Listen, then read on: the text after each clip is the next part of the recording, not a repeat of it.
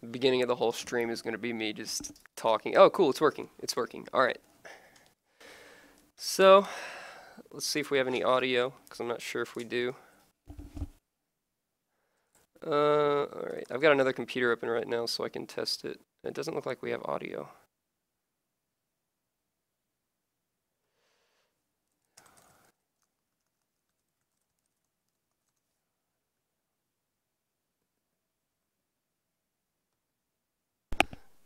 The beginning of the whole stream is going to be me just talking. Oh, cool, it's working. There we go. There we go. So, let's see if we have any audio, because I'm not sure if we do. We're getting a feedback loop here. Okay, so those of you who are with us, today we're going to be working on some fire stuff. Okay, it works. Alright, looks like we are getting audio now, hopefully. How do I even see the stream? I'm just going to preview the stream on the other computer. Alright. Awesome. I think this is going to record. So if you guys are watching the recorded version, you should probably skip ahead a little bit, because this is me still figuring stuff out. Anyways, yeah, so those of you watching, we are going to work on fire. If you were here with us last, what was it, last Tuesday, I think was the last stream, we worked on fire a bit, and it worked. It wasn't pretty. Now we have emitters, so it looks much better. It looks much prettier. And so what we're going to do today is tweak the algorithm, because the algorithm itself hasn't changed much since last week. Come check out dev stream 3 at, okay, now I have to figure out where the URL is. But yeah, so we're going to play with emitters. One thing I want to do is, one thing I want to do is like add some kind of smoke effect when blocks are charring.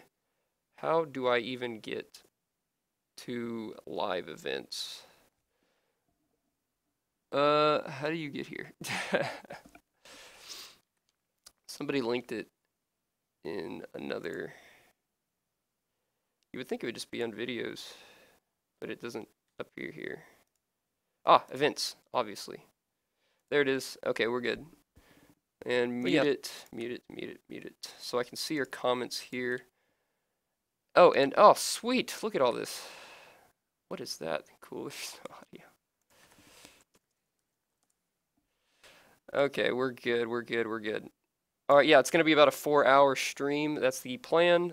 My computer says 4:40 p.m., so we're going to stop at around 8:30, maybe a little longer, because I do need to eat and I have an exam tomorrow. So let's pull up the code and get started messing around. Let's just pull up Visual Studio.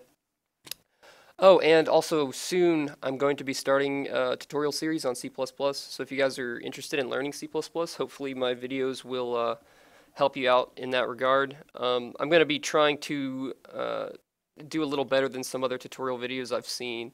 Instead of just working through pointless examples, we're going to be trying to tie everything in with actual video game development. And, you know, every few episodes or so, we'll have like a challenge episode where you make a little game or something, and then I'll work through it and show you how it works and all that. And I'll try to tie all of the examples into video games, because at least for me, it was much easier to learn C++ whenever I was using it to make games and things. Okay, so let's see how many people are here. We'll probably just play around while more people get here. Still only 14. Did I post? I didn't. I have the URL. At this location. Today we will be working on fire propagation and emitters. Yay. Hashtag game dev. Hashtag indie gaming? Sure. Yes. Tweet. Okay, so while you guys are here, let's go ahead and show you the fire and what its current stage is. A lot of you probably haven't seen the fire since the last stream if you were here. If you've been following my Twitter, you probably saw a screenshot, or if you are an IRCer, you probably got one of the special builds that had fire propagation. Oh yeah, I should mention, if you do hang out in the IRC, you may get lucky and get like an early build. I like to send early builds out. And you'll have to excuse me today. I'm kind of under the weather a little bit. I think it's just allergies, but I may have to make a tissue run here in a little bit. I was sick like 3 days ago, but I think I feel much better. Thank goodness, because I didn't want to have to stream while I was sick. That would be pretty hard to talk for 4 hours straight while being sick. But we'll see.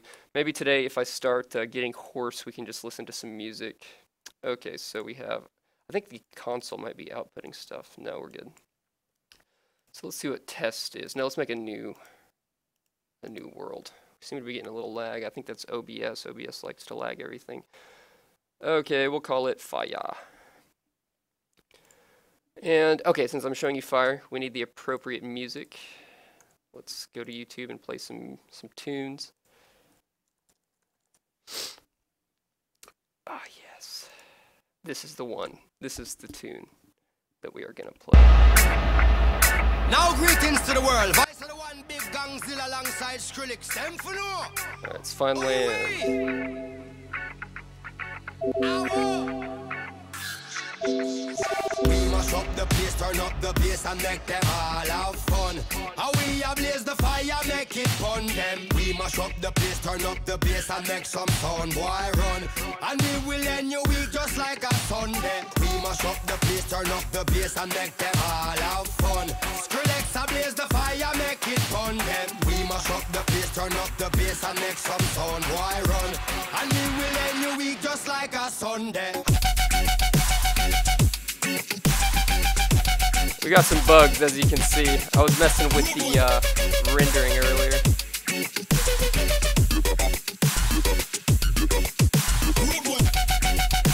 But as you can see, we have particle effects now. It's just a simple particle animation, and I think George tweaked it a little bit. We just found a free one online, and we're using that. But each fire block becomes an emitter, and it emits particles. Right now, they're not sorted. They're just, I think they're just blended together, kind of terribly.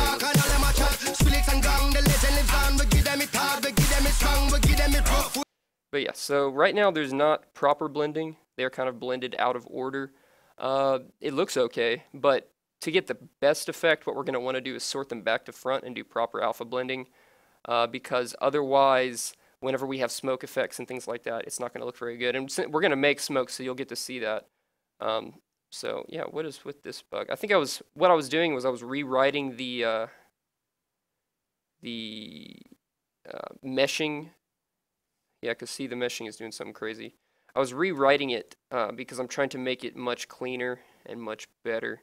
And I think I accidentally messed with the old algorithm. So before we do anything, you guys are going to get to see me fix a bug, because we can't mess with things with a broken mesher, because that would just be terrible. Oh, and let me pull up the comments on my other computer so I can see what you guys are all talking about. Here we go. And then I can respond. And I'll sign in as me, so you'll know it's me. Actually, I can just respond with my voice. I don't need to actually sign in. Back. Comments pop up. Oh, my voice is already getting bad. C++ tutorial, yeah! Turn down the music. Sorry, guys. Tetrids cannot watch this video from Germany. I'm sorry. It must be Germany's fault or YouTube's fault. Sorry about the loud music, guys. I haven't quite got the hang of the volumes. But, alright, so let's find the bug. You guys are probably going to get to see some really ugly code, which is why I'm redoing it. So, source, and we have a chunk mesher.cpp. I see I got a bunch of crap commented out right now. Alright.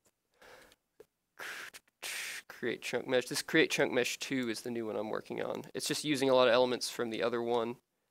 And let's see.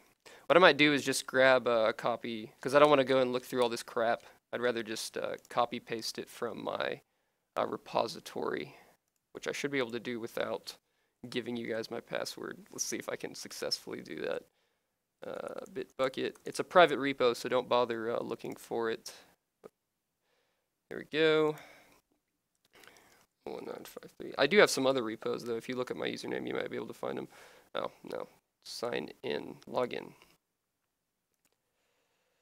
Okay, so yeah, you guys probably have no idea what I'm doing if you're not a programmer, but what I'm doing is I'm logging into an online repository, And what that is it's a place to store your code. I'm sure you've probably heard of GitHub or Bitbucket. I'm using Bitbucket right now. And it lets you have kind of permanent online copies of your code, and it saves, you know, your changes and things like that. See, I have a list of all my commits here. One thing I'll be doing during the tutorials is definitely teaching you guys how to use these because they're really important, and most tutorials don't really teach you. We're going to use probably Git because that's more popular. So let me open the code. Let's go to Seed of Andromeda, source, and we're just going to pull a old version of the chunk mesher because I changed some stuff that I really shouldn't have, and we're just going to copy paste that. Let's see, what line is it? It's about 900. I can just Control F. Create chunk mesh. Just going to grab all this. See, now look at how long this function is, and you'll understand exactly why it needs to be rewritten. It's really fast. It's really efficient, and it merges polygons and all that. But it should be smaller because that's too big. Do as I say, not as I do, guys. Definitely. All right, and let's paste it over all of this. I'm sure there's a much better way. I think you can actually do like a rollback with Mercurial or Git, but I don't want to do that because it'll remove some of the other stuff I've done. Okay, so that should work, or it'll just give us an error. So we'll find out.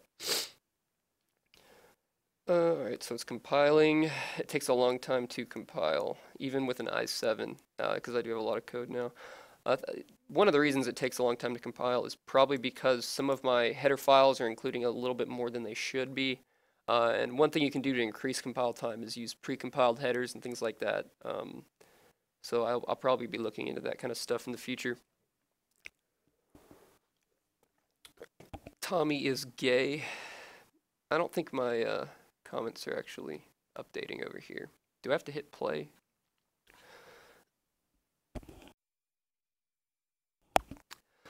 Okay, so let's load Faya, and let's see if the mesh is not broken anymore.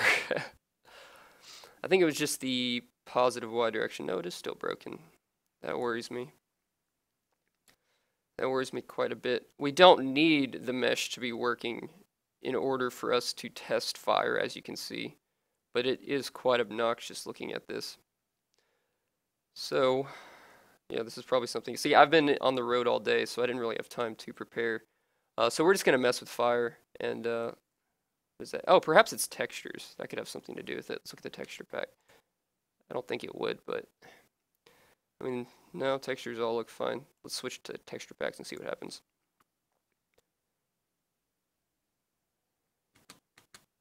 Nope, still messed up. It's definitely, if we go into wireframe here, as you can see, these polygons out here aren't merging, and they really should be merging. So something is going terribly wrong. And these right here are merging, I think because the light is creating a gradient across them or something. Let's fly to a different area that doesn't have fire and see what happens. Alright. Yeah, we're still not getting comment updates over here. Fire blow up TNT. Fire, I think it does actually blow up TNT. Well, that looks normal. That's strange. It looks pretty normal. Well, not super normal, but it looks much better than the other biome did. Not really sure what's going on with the lighting, but it has to have something to do with my meshing that I just messed up. I probably changed it. Oh, I think I changed a function definition that's used in the meshing or something like that, but it's not a big deal. This is adequate. We can play around here with fire. So if you are just watching for the first time, let's go ahead and visit the fire algorithm, or the code. That is in, I think, chunk.cpp. Don't have it open. Alright, so let's close that. Sometimes Visual Studio is finicky with hotkeys. It doesn't want to do them. There we go. Alright, so we're looking for, I think, what was it called? It's been a while since I've messed with this. Let's just Control F for fire. There we go. Alright, so we have a few functions. We have fire update, we have check burnt block, and burn adjacent blocks. So fire update is the main update function. Okay, it does the propagation of the fire, and it does it in a square area around the original fire block. So it can go, down one level, up one level, left, right, front, back. What we want to do is we want to, first of all, slow it down, I think, because people were saying that it was updating a little too fast. And so one easy way we can do that is just to lower the update speed, because it's going to give us a little performance boost, and we honestly don't need it to be updating that fast. So let's take our random block update function, and instead of doing 50 blocks per chunk per frame, we're going to do 30 blocks per chunk per frame. So that should slow down the fire propagation just a little bit. And so one thing we want to do is we want to make it so that fire propagates upward faster so that we can burn trees down really quickly. And so there's a few ways to do that. What we could do is we could increase the area of propagation up one level so that it can kind of skip a block. But doing that has risks. For instance, if you have, let's say, a fire underneath like a brick fireplace and then wood above it, that wood might catch on fire. So we would have to add some extra logic to prevent that. So instead, what I'm going to do is just make it so that blocks above the original fire source increase their flammability. It gets multiplied by a constant, like multiplied by 2 or something. So it's much more likely to burn upward. And perhaps we can even do the opposite for blocks that go downward. So for a block below the original fire source, we're going to multiply the flammability by like 0.5 or something. So we have, let's see, check burn block. What this does is it does the check on the flammability and all that. Here we have, let's see, we check if the square we want to propagate to is empty. And then we check if, and really this should change, right? Because we should be able to burn through leaves and things like that easily, but for now it's not. And then we check to make sure this water break variable is named incorrectly, but this basically says, okay, so yeah, this says, is it, for instance, one of the little floor blocks, right? Because we can replace those. Okay, so get burn probability right here. This is how we are getting the chance of burning. And what it does is it takes a square and it checks the flammability of all nearby blocks. So what we're going to do is modify this right here. We're going to increase it or decrease it. We're going to multiply it by a constant. So what we could do is, since right down here, this is where we know which direction we're going in, we'll pass in an additional parameter to check burn block. And it'll be a multiplier parameter. So let's say, I might have to go get tissues here in a little bit. We're going to say float, and let's call it burn mult. So that's going to, or yeah, burn mult, that's fine. It's going to multiply the chance of burning a little bit. All right, peak definition. Sorry, peak definition. Go to declaration. Oh, that's right. It's not in the header file, so that's all we have to do. All right, so we're going to pass in burn mult. So let's go ahead and set it to a default value, equals 1.0. And we'll do the multiplication right here, burn mult. Okay, so normally it's going to multiply by 1, which does nothing. And what we can do is down here, if we want it to be different, we just change it. We just add a multiplier. So, and what we probably should do is insert an if statement, right? Because if burn probability is negative, actually I think if it's negative it returns 0. Yes it does, and 0 times any number is 0, so that's fine. Okay, so left top. Anything with top in it, we want to increase the chance of burning. And the one directly above us, we probably want to increase the chance of that one burning even more. So let's say left top, we'll increase it to 1.3, and let's make a constant variable up here. Const float. We'll say side top mult equals 1.3. 1.5. I like 1.5. And then we'll do const float top mult equals 2. And that's for directly over. Const float side bot mult equals 0.5. Const float bot mult equals 0.8 or something like that. So we'll use these 4 variables to pass in. Come on, it's not updating my comments very fast, so I don't know what y'all are saying. Let's see if it's showing up here. Should I update from Windows 98? Yes, yes, you should. You should update from Windows 98. Okay, cool. Haven't missed too much. Y'all are just arguing about operating systems. Good work, guys. Talking about the important stuff. All right, so left front, right, that's nothing. Left top, that's going to be side top mult. If I can type it in right.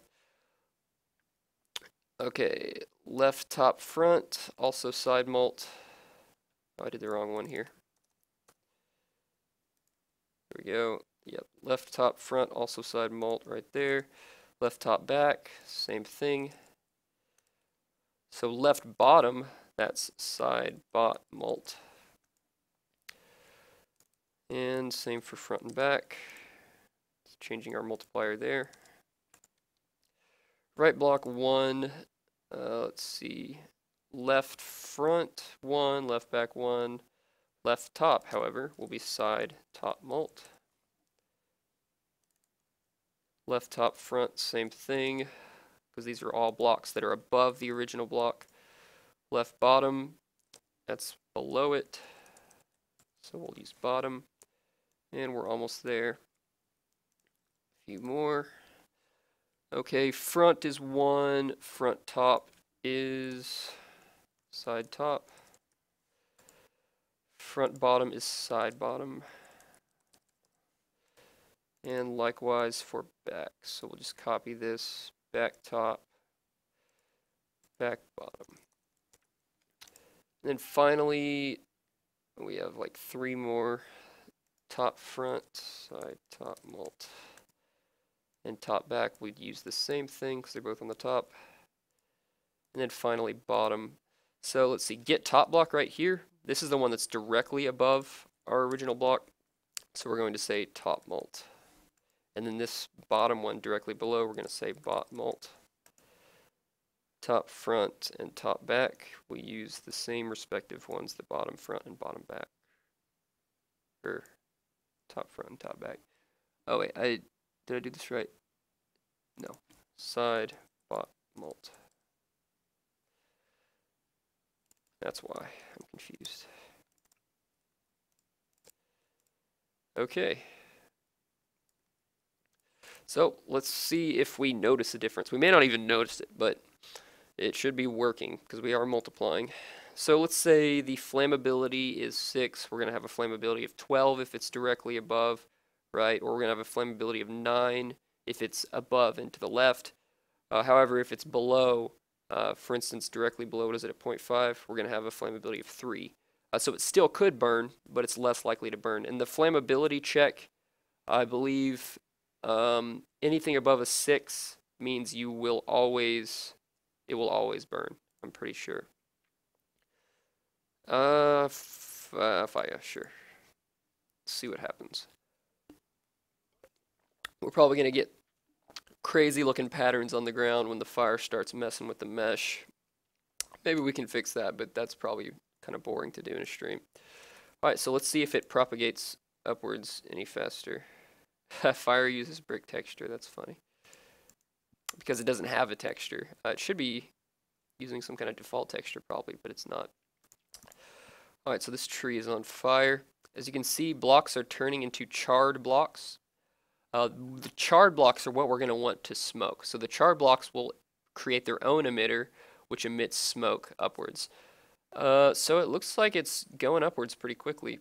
And as you can see, it's not going downwards nearly as fast, right? It should, if there was no multiplier, it should spread evenly in all directions at about the same speed. But instead, we place the fire right here, and it's mainly only going up. Maybe it's not going down enough, so maybe we should decrease the effect of the multiplier a little bit. But it seems pretty realistic right now. It's really burning up that tree. I think the leaves are not flammable right now. While that burns, let's, I guess while it is paused, let's go ahead and check the leaf properties. I don't think I ever set them to be flammable, so you'll get to see how block data works. Other things I've been working on, I made sure that the emitters, or I had to move the emitters to external files so that they're easy to be modded. And we can actually mess with them right now. I'll show you what I mean. So we have this game data file. We have animations, emitters, and particles that are all modifiable now. What we're probably going to do today is enhance the emitters, because right now they're not very robust. There's not a lot you can do. You just have these few variables that you can mess with. So we should add more variables, make these variables more robust. So for instance, let's screw with this. Let's make fire massive. The maximum size is 255. So let's make them between 200 and 255 in size. And there we go. And I should be able to just load it in game with F6. There we go. Yeah, that's an inferno. As you can see, it starts to look a little weird. You get kind of weird colors. And I think that is an artifact of the poor blending. As you can see, it doesn't really blend super well. As I said before, the back to front blending will work. And we can also, somebody showed me an article about soft particles that will make it to where if you look down here, it's lagging pretty bad, but you can see kind of a hard line between the fire particle and the wood. You can soften that with, I think, the depth buffer. You just sample the depth buffer a little bit. So let's change that back because that looks awful. Looks cool, but awful. What was it, 4 to 36? Reload you. Oh yeah, that happens sometimes. That's not a bug we should fix right now, but it's just a visual bug. There we go. Other things I worked on GPU noise a little more. Oh, let's fix this bug real quick. Super easy bug to fix. Things stay floating whenever fire is burning them. And yes, as you can see, definitely the leaves are not catching on fire, but they should be super flammable.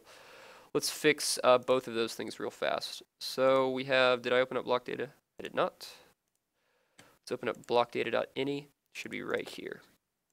So let's find out what's the flammability of grass. I haven't set the flammability. Dirt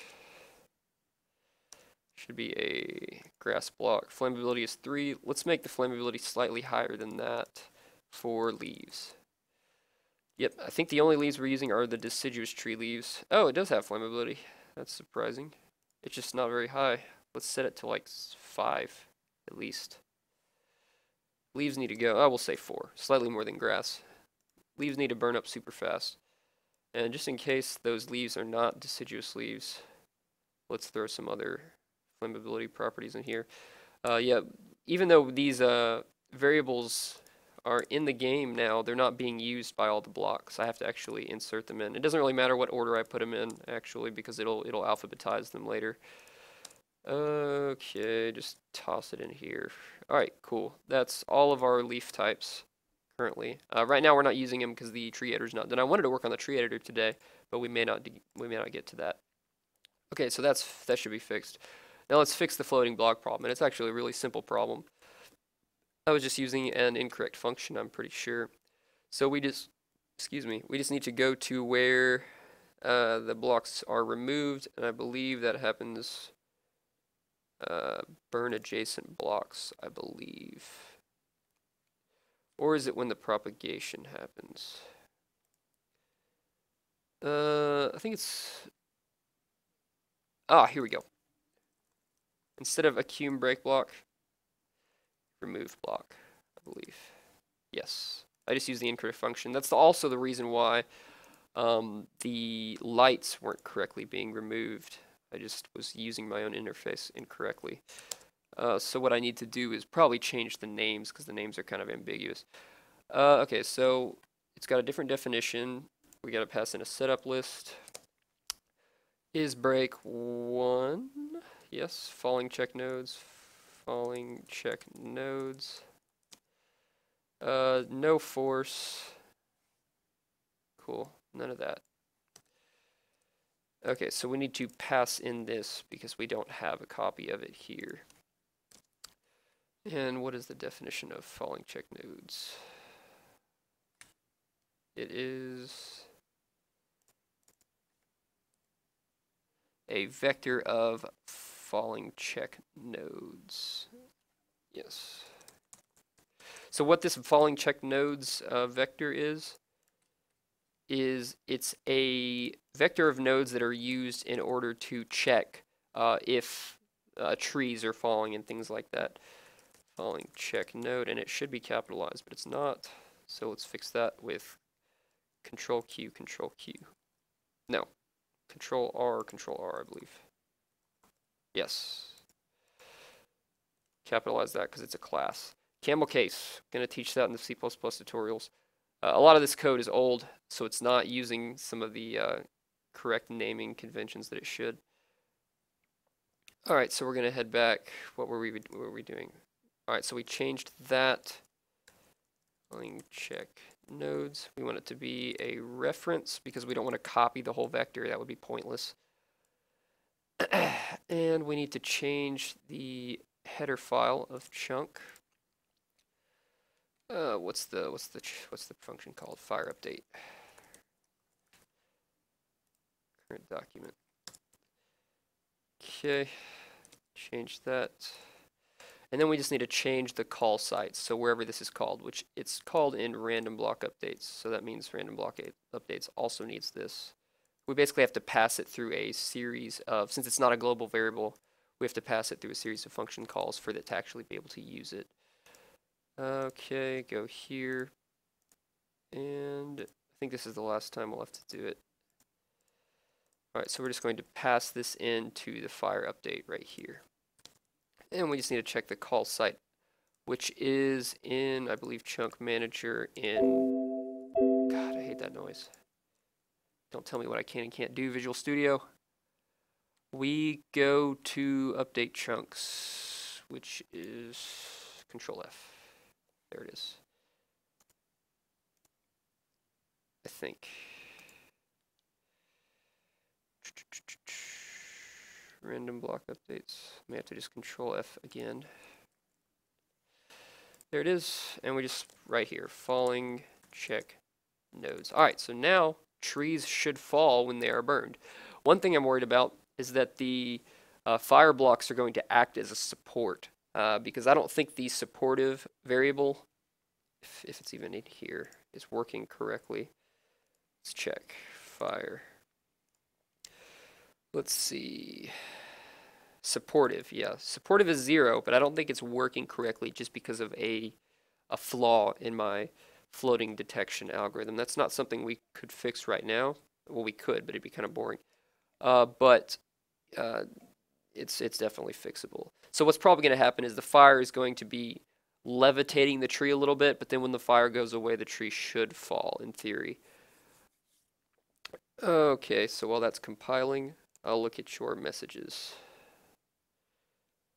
Is there a way to actually pop this out? You could pop it out in Twitch. There's pros and cons to both of these. Some people can't watch the Twitch streams because it does look hot. It is hot. One thing about the Twitch streams that is awesome is that you can pop the thing out. But if you're not a partner with if you're not a partner with Twitch, people can only view it in one resolution, which is the original 720p. So if they have a poor connection, they can't even watch it. Okay.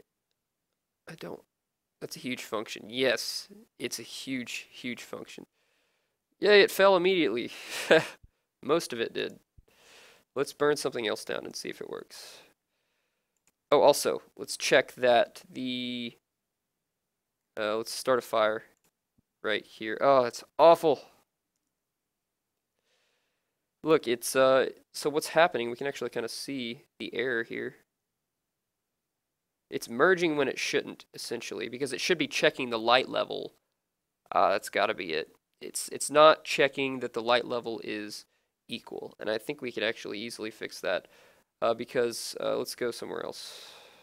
That's very strange. Like here, these should merge, but they're not. So it's like doing the opposite. It's like there's a not equals instead of an equals check going on, but whatever. Let's burn this willow tree down. Oh yes, this is gonna be awesome. And let's burn some leaves and make sure it actually works. Oh no way. Oh, that's hilarious. Okay, so remember how the texture shows up as bricks? If a fire block falls, which it can because it's a block, right? It can undergo floating detection. If a fire block falls, it falls as a brick, and then it disappears. Oh my god. Oh, that's hilarious. So now these are just emitters, I believe. I don't think the blocks are still there. And now these leaves are supporting themselves. They're like little columns of leaves. So it works, it knocks it down. We somehow burned the whole top off. That or it was just a bug. There's definitely bugs in the floating detection I haven't been able to look at for a while. Let's go ahead and, before we mess with fire anymore, let's try to fix this stupid lighting bug, because I'm pretty sure I know what it is. It should be a quick fix. Failing that, we'll go back and work on fire some more. Maybe I can, let's resize this so I can see your comments. I'll have a little bit less screen real estate to work with, but I'll be able to see what you guys are saying to me. I like to be able to communicate with you guys. That's the whole point of these things. And I would be communicating with you on my other computer, but it's not staying up to date. Maybe it's because I haven't signed in. Let me try signing in.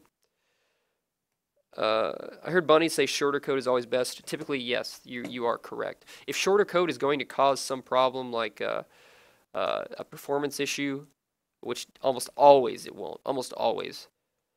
So yeah, just in general, always go for shorter code. One way you can do that is inside your main procedure. For instance, my main meshing procedure, instead of having a bunch of redundant code, you abstract it into different function calls, which is what I was doing with the new procedure. Because the current mesh thing is something I've been banging around with since the very beginning of the program, and it just needs to be rewritten because it's so ugly. Come on, password. I made my password so complicated that I have trouble doing it. Okay, hopefully the comments will update better now.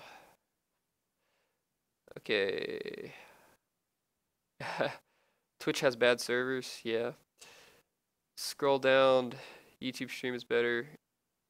Everybody's talking, but I don't know what they're saying. Okay, so anyways, what are we doing? What are we doing? We're fixing that bug. So let's go to the chunk mesher, the horrible, awful chunk mesher that I'm so ashamed of. I'm ashamed to show it on camera, but I have to. Alright, create chunk mesh. So I don't think we have to look into this. What we are using is here we go. Here's where I went wrong. I tried doing, that's right. I made this new compare vertices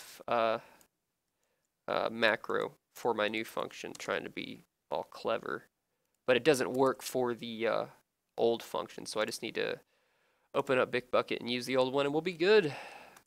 Let's see. Instead of doing 8 comparisons, it does a single mem compare call that should be faster than checking a bunch of bytes. Where am I going? Check. What is it called? I have such a bad memory, even short-term memory. All right, compare short-term. See, now I'm confusing myself. Compare vertices. Compare vertices. So the old one, where is it defined? Oh no. See, I use it so many times. It's defined above.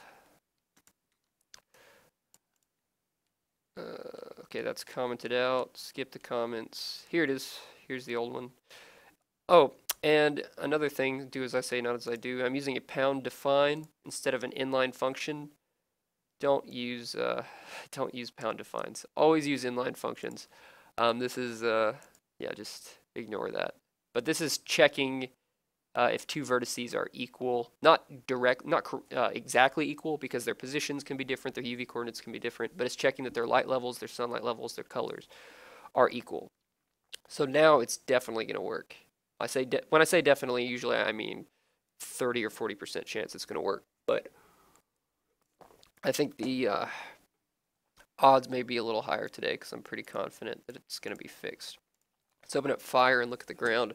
And then I need to go get Kleenexes, unless there's some in here. Of course there's not.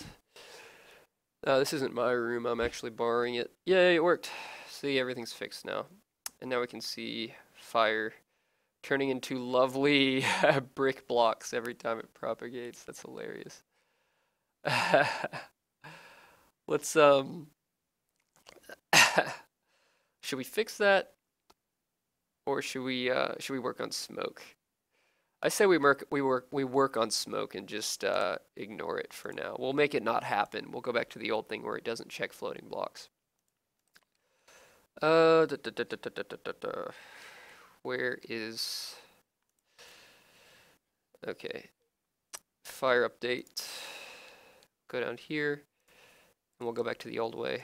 Accum, the incorrect way, because it doesn't cause brick blocks to appear. C, fire. That's all it takes. Alright, so I'll start a huge fire while I'm off to the restroom. And then I will be back. It took Starforge a year and a half to get save functionality. Is that so? I wonder why. We have save functionality. It's not perfect yet. The reason it's not perfect is because we're not saving all of the properties of a chunk, and that's just because I've been too lazy to do it. We need to save not only the blocks, but we need to save the update queue so water physics doesn't freeze when you reload it. We should probably save emitters, or we should at least have a check when you load files that will spawn the correct emitters based on what blocks are there. We'll probably need to, I don't know if, maybe we should save particles, but that could increase the file size because there could be thousands and thousands of particles, and that's going to be tough. All right, cool, we're not spawning bricks anymore. All right, you guys can just watch this burn. And let's see, we have to make it interesting. Let's spawn water. Might put the fire out, hopefully it won't. I'll just put a few. And this fallen tree should act as a little dam. In it, well, it's got some holes. Okay, I'll be right back, y'all.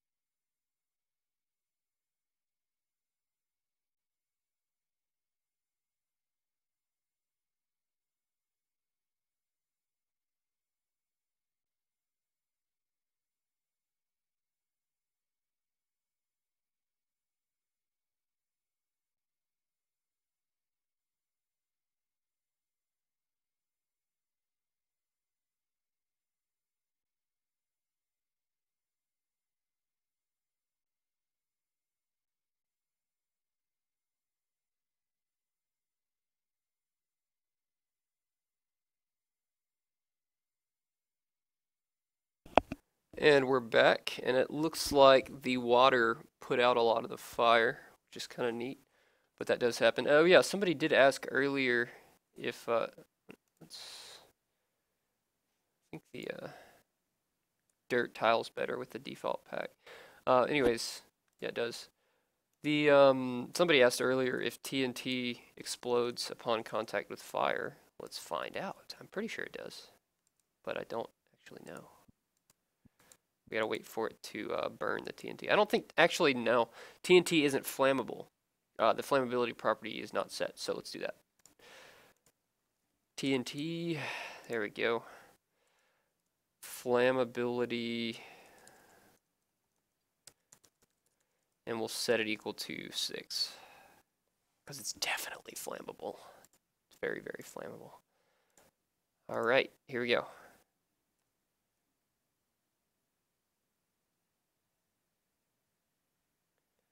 Alright, it's going to explode maybe, or it's going to disappear. One of the two is going to happen. Give it a second. Or maybe nothing. Could be wrong.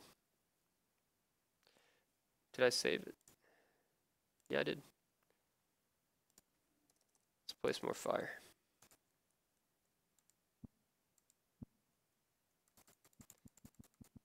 Huh. I guess nothing happens. Maybe it's because I reloaded it and something's not working right. Yeah, I guess nothing happens. It's too bad. But yeah, it will in the future blow up TNT. It should actually do it now, but it's not. Okay, so anyways, what we want to do next is you should be turning into charred grass blocks. Oh, that's right. I didn't fix it. What we want to do now is make it so that charred blocks, like for instance, charred wood here and charred grass, which should be spawning, but I have an old block.data.ini file. We want to make those release smoke, but not infinitely. We want them to release smoke for only a certain amount of time. And so what we're going to need to do is we're going to have to do two things. First, we're going to have to make a smoke emitter, which shouldn't be too hard. We just need to find some smoke online somewhere that I can borrow. And then we need to make an emitter that isn't permanent. We need an emitter that has a maximum lifetime. Right now there's a minimum lifetime property, and that's used by explosives, I think. So let's blow up some TNT so you can see the emitter in action. That is an emitter now, that explosion, and it's a little bigger than it was before. So yeah, you can actually mod the explosion and make it different. That's kind of the reason I moved emitters to files, is so people can modify it really easily. Because as we said, modding is super important to us. So yeah, let's go ahead and get started with smoke propagation and things.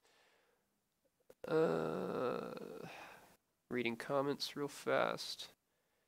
Yeah, we need burning sounds, definitely. Could there be an is burning flag for the blocks so that when they fall, they stay lit? Ah, that's a neat idea. Instead of having an is burning flag for the individual voxels, because that'll use an extra bit of our data, what we can do is just whenever we spawn a block that's supposed to fall, we can first check nearby blocks and see if there's a fire block there. And if there is, we're going to assume that we're on fire and we're going to fall with flame. That'd probably be the best way to do that. But yeah, that's a really good idea, actually. That's something that we definitely need to do, because otherwise a burning tree that falls over is no longer going to be burning, and that doesn't make any sense. So yeah, good idea, man, definitely. Okay,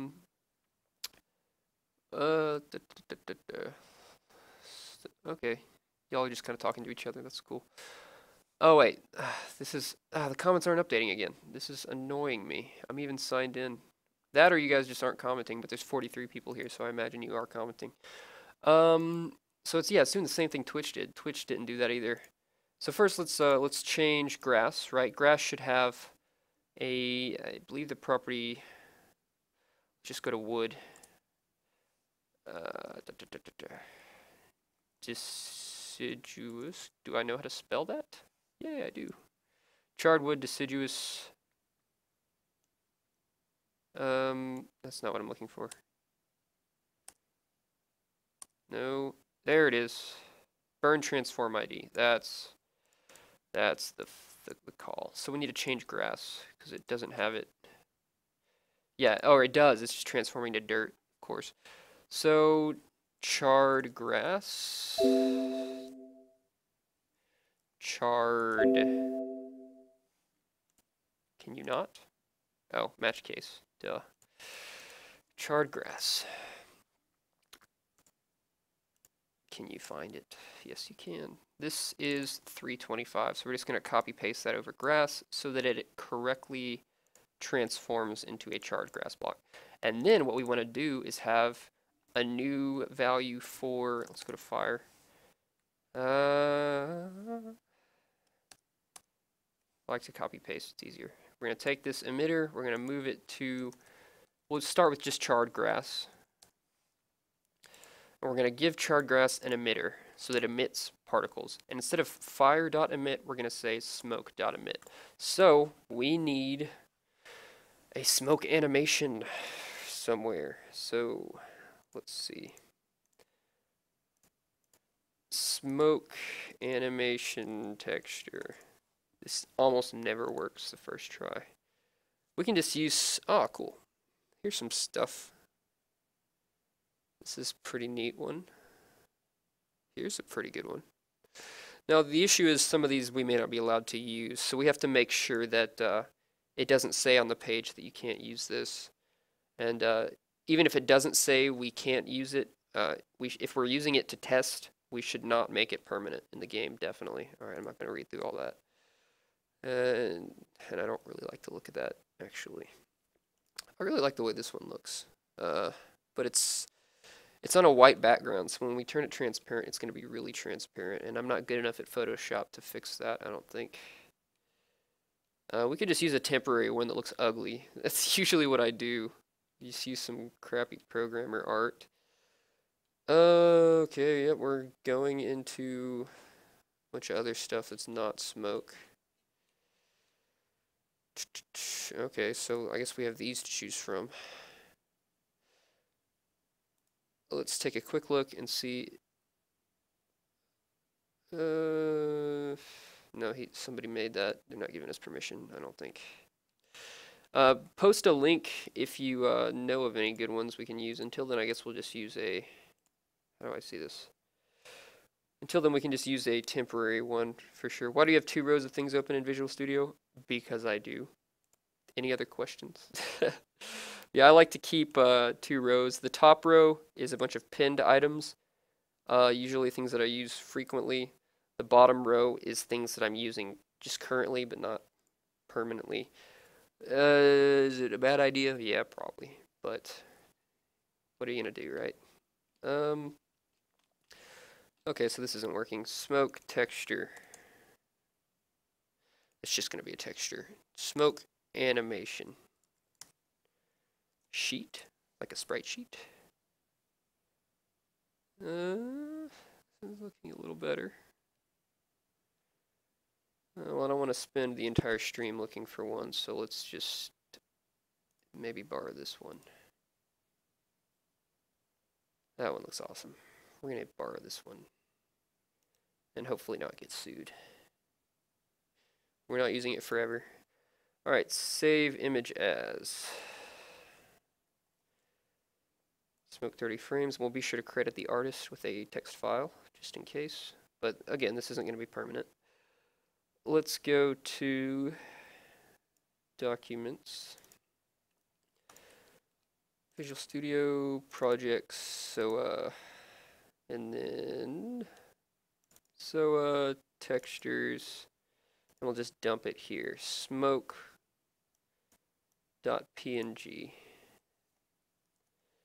We'll put that right there. And then let's go to the page. And Mr. Beast. Oh, it looks like he's giving it out, which is nice. I'll put the URL in the text file for now. Alright, so let's go there. It's always good practice. Always credit whoever you get any assets from. Don't not do that. Even if you credit them, there's a chance that they don't want you to use it, so you could get like a cease and desist. But you know, just in general, just try to make your own art. Obviously, we have artists, which is great, but they can't code me up. They can't draw me a smoke texture this fast. Smoke credits text. Credit goes to that for the placeholder smoke texture. That should be adequate for this stream. That's probably the only time this is going to show up. Okay, so we have smoke.png, and let's actually make the first letter lowercase to match the others. Did it even... Wow, Windows, look at this. It's Windows is so finicky. It shows up as a capital S, but when you go to rename it, it actually is a lowercase s. So we have to hit refresh. It's amazing. Okay, so SoA data, game data. Let's make our emitter, right? Emitters, we have a fire.emit. Now we need a smoke.emit. Smoke.emit. And we're just going to copy the fire.emit's properties and modify them because that's the easiest way to do this. Okay. And one thing we're going to need to do is currently there's only one type of emitter. There's a static emitter. So we're going to need to program a new emitter. And so we're probably going to need to make a few functions for that. Because right now the particle system isn't super robust. We have to actually improve it. So we can do that together. All right, so let's use smoke.part. Everything else we'll just, we'll say like 30 to 36. We want the size to be pretty uniform, I would say. Position offset, sure, that looks fine. It'll spawn about the same. And now we need a smoke.part file. That's a particle fire, or a particle file. Smoke.part. There we go. Yes, quit beeping at me. But I can turn that off. And fire.part, copy paste to you. It's just 2 values right now. It needs improvement for sure. But we're just going to add things as we need them. And it just specifies an animation file and a color. Color will say white. Animation file, we're going to say smoke.anim. And this will be the last file we have to make. Animations, new text document, smoke.anim. Shut up. Yes, I want to rename the extension. I'm not an idiot. Fire.anim. Copy you. We're almost there. Alright, so instead of fire.png, we just need smoke.png. And we need to specify the frames, because it's a different animation. So let's open it up and look at what it is. Okay, that looks 1, 2, 3, 4, 5, 6 by 1, 2, 3, 4, 5, 6 by 5. 6x frames, 5y frames. Duration, that's 3 seconds. This is in milliseconds. Let's go with 2 seconds, just as a starting point. Okay, so we should get smoke, except it's not going to move upward. That's the only thing. Let's start by just testing to see if it works. So what it's going to do is it's going to spawn in the block, in the charred block, and it's going to stay there because it's type static. It's not what we want. Just to test to see that we're getting the actual animation and we're getting it to appear, let's make it appear instead of in the block, let's make it appear above the block. So we're just going to change the position offset to add 1 in the y direction, and each coordinate spot is equal to obviously 1 block, so that should be 1 block above. And let's see if it works.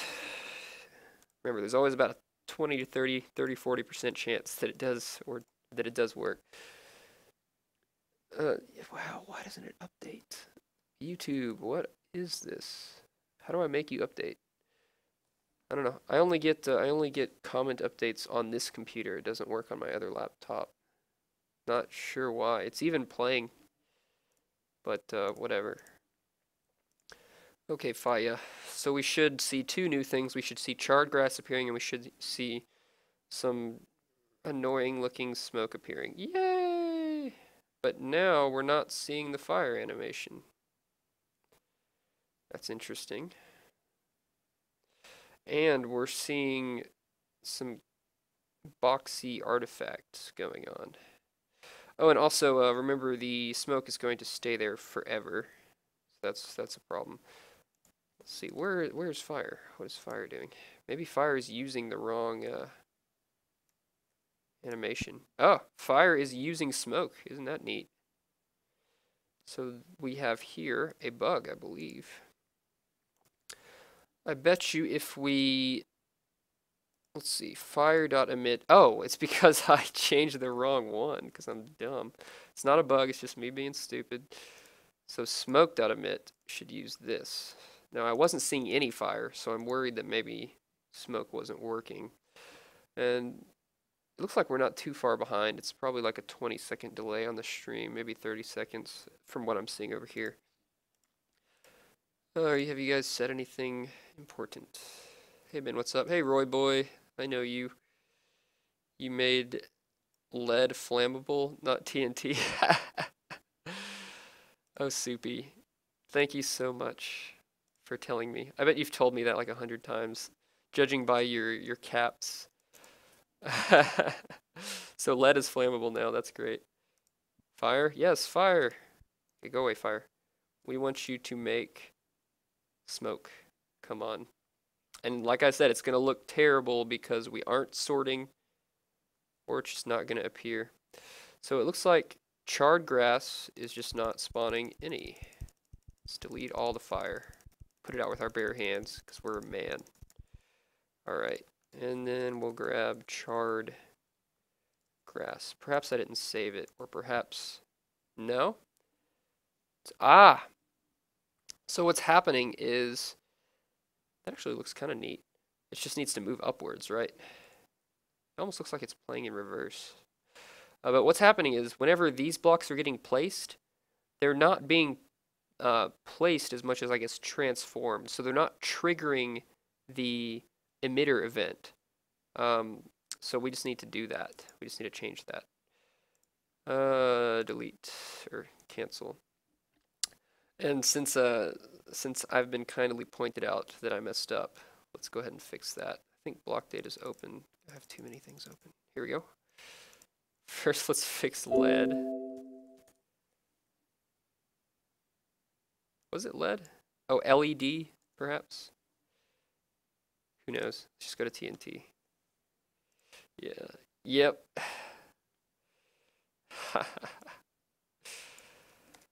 See, this is why I need to be able to read your guys' comments faster, because then I'll know what's happening. Okay, so now we can check if TNT explodes. But first, let's fix that thing and also look at comments. There's a clock on my computer. Yep, look guys. Get your artist to make a better fire animation. I'm sure George is already working on it. He loves to mess with textures. Fluids are too non-cubic. Okay. Who are watching with Twitch? Do you guys Soupy, calm down.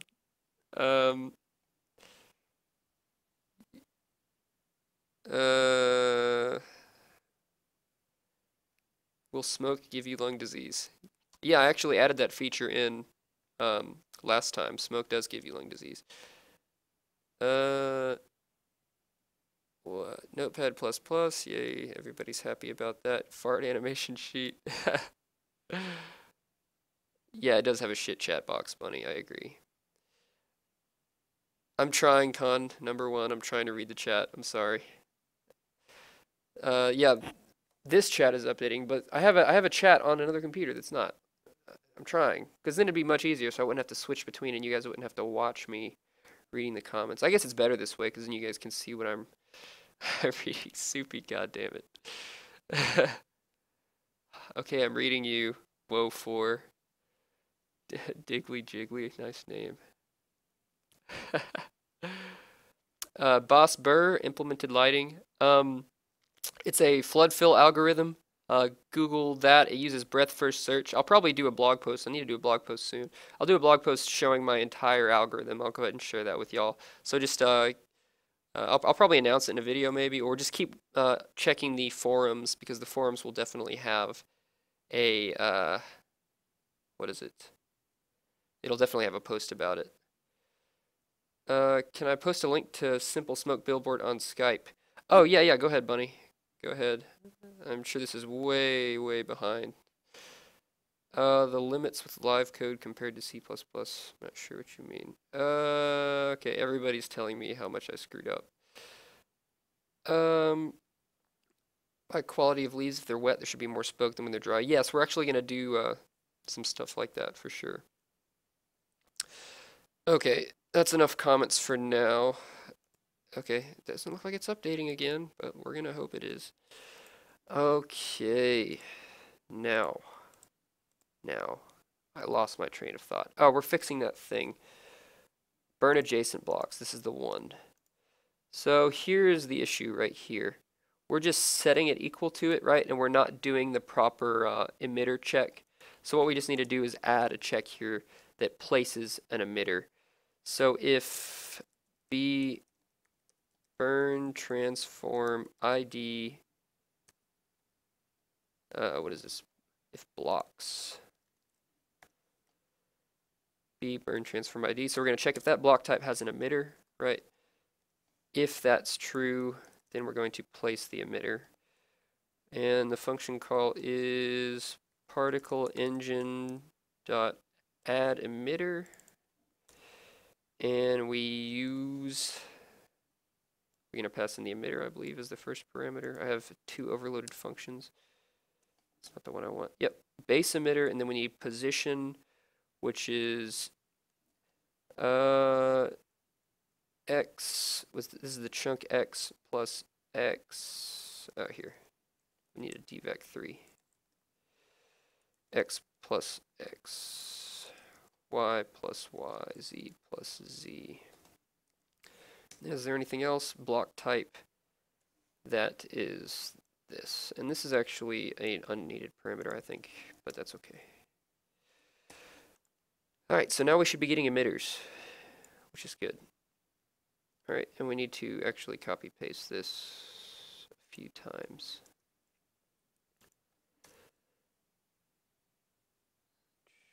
Yes.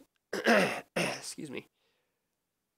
Oh, this is actually incorrect because it's this XYZ value up here is the XYZ coordinates of the current block. It's not the XYZ coordinates of the new block. So we have to do a little bit of arithmetic to get that. This C2 value right here, this is the correct coordinates. So we also need owner X, owner Y, owner Z. And then X is C2 modulo chunk width. Y is C2 divided by chunk layer. Z is C2 modulo chunk layer divided by chunk width. There we go. That big, long, annoying function expected a parenthesis. Yes, we did. Now we're good. We can copy that and it should work. So this should probably be abstracted into its own function. Anytime you're copy pasting something, you should write a function for it. But we're on a stream here, so let's do it as fast as we can and just copy paste it. Alright, so let's test and see if we get smoke. We should. Ben Arnold Coding Genes RS.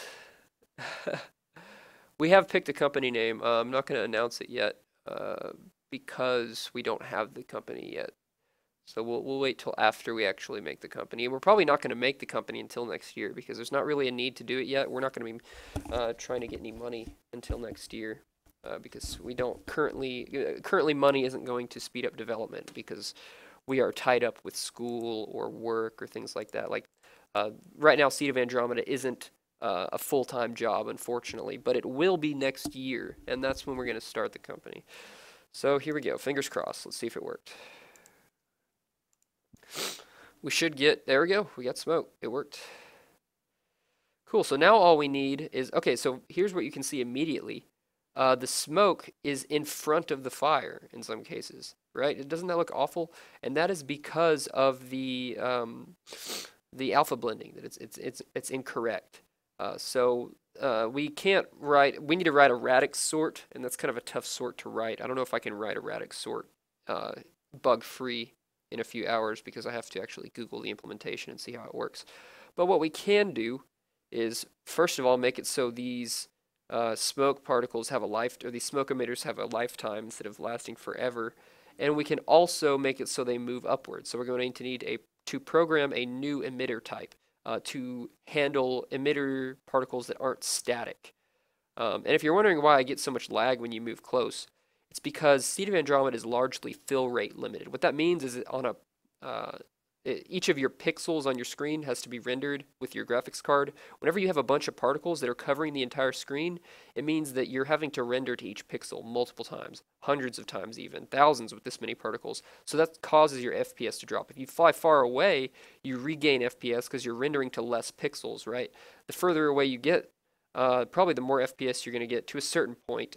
There's other things that are going to lower the FPS, for instance, the amount of geometry, the animations, and like whenever I go into wireframe, you can see there's a lot of triangles going on here. So one thing that's a good optimization we want to do is move the light calculation, or the instead, right now we're baking the light into the vertices. Instead of doing that, what we should do is make a 3D light map and pass it to the GPU and do it all on the GPU, so that these algorithms right here that are merging, or the algorithm that's merging these triangles right here, can also merge triangles that have differing light levels, because we'll just be doing all the calculation in the pixel shader. It will increase the complexity of the pixel shader a bit, but that explains why we're getting a bunch of lag. We've got two fires going on here. This one is spreading pretty far, and then these emitters are never disappearing. So let's start by making the emitters disappear, because that's probably the most frustrating part of this. Well, it's not frustrating, it's just kind of annoying to look at. So what we need to do is enhance our emitter file format. Right now it's a pseudo ini format, so it's kind of like an ini file. It uses my ini loader. It's just that my ini loader can load different formats that are really similar to ini, as long as you add that logic. So let's go to smoke.emit. So instead of, we'll leave type to static right now. We're not going to worry about that just yet. But let's go to, I think the particle file is what we need to look at. No. No, yeah, it is the emitter file. So, yes, so we have a min duration. Now, the reason we have a min duration is because, say you place a block that emits particles, sometimes you want it to keep emitting even after you break the original block that emitted particles. In the case of fire, perhaps you want it to be emitting fire a little bit after the fire actually disappears, or for explosions, definitely. As soon as you blow up the explosion block, the block is gone. So if you want an effect like a nuclear explosion that creates a million particles and keeps making more particles, you have to use a min duration value. So what we're going to do is have a max duration value. And what the max duration is going to do, what the max duration is going to do is it's going to be a counter, basically, and it's going to count down, and once that time runs out, or it'll count up, and once it reaches that time, it will delete the emitter.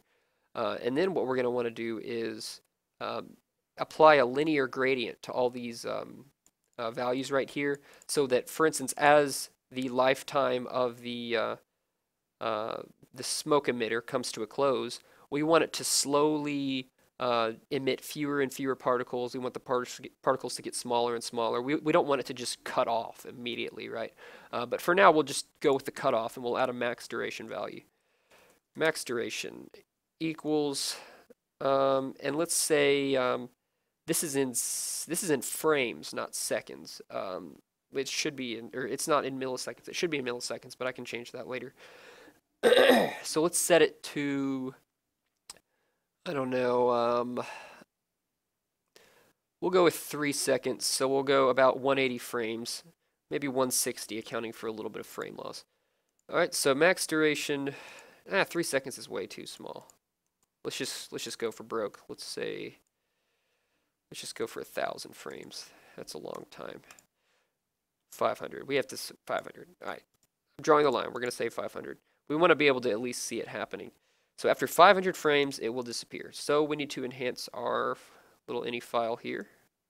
Oh, and let me do that thing I was doing so I can read your comments. Minimize. Let me do this, YouTube. Here we go. Do you need to download? Alright, Soupy. Not going to listen to you anymore. Sean, I did answer you, I think. We have chosen it. How many drugs? Okay, Soupy. Don't have a GPU. Yes, you do. Okay. I just want to make sure that you guys aren't saying things to me. This is probably not updating. You guys can see my screen, so you know if it's updating or not. So hopefully it is. Well, yeah, it's not. Refresh your other screen. Yep, that's weird because I'm getting stuff over here. I just need to refresh. Every time it happens, I have to refresh, I suppose. Don't have a GPU. Pause. I don't want to hear myself talk. Try blowing up TNT with fire. Okay, I'll do that, but let's do this first. But I will do that. Download RAM. Cool. That's all you guys are talking about. So we are enhancing the ini file. So we need to go to our file system. We actually need to go to the header file. And we need to go to the variable types that we can read in. Here we are. So one of the keys we want to add is ini max duration. We'll add it right here next to min duration. So now we can read in that, well, this will allow us to. We need to register this key right here with a string. So this is an integer key. We register it with a string. It makes it much easier to actually parse the file because you can just use a nice switch case little statement instead of having to do a huge if-else. That's bad for performance. And we do the lookup with a map, and a map lookup is really fast. I think it's log of in time or in log in time. It's probably in log in or something like that. No, it's log of in. Doesn't matter. You guys don't know what I'm talking about. So we're going to go to load emitter file. Load emitter. No, we have to register it. Initialize ini maps. So where is min duration being added? Should be an emitters file. Here we go. We'll do it next to it for consistency. So here's where we register it in the map. Max duration string is equal to max duration. Now we can do a lookup later in the load emitter file, which I'm already doing. And we actually get it here and we can use it. Easy as that. It's so easy to make new variables with this method. Max duration break. And it's good for performance too. Not that it really matters because you only really load any files one time. What am I doing? E max duration, which we have not set, equals any val get int, because it's an integer, obviously.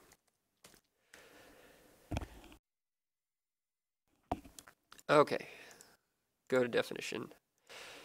GLUint max duration. We're using unsigned integers because it's it can't be negative. At least we don't want it to be negative. Okay, so now we just need to use this. Why is this happening? That's weird. Visual Studio throws errors that aren't errors sometimes. We'll see. I may have messed up a brace somewhere. There's a good chance I did. Okay, so we need to go to the update function.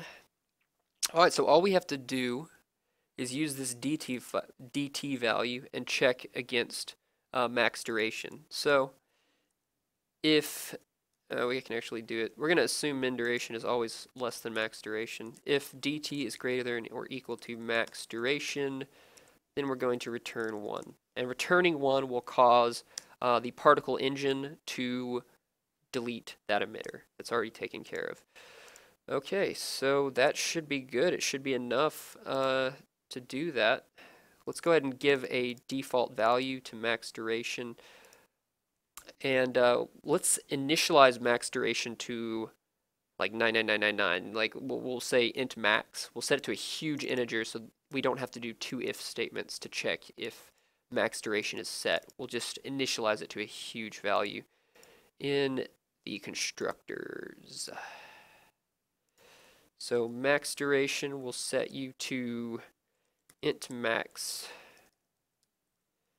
Even though it's an unsigned int, we'll still set it to int max, which is pretty big.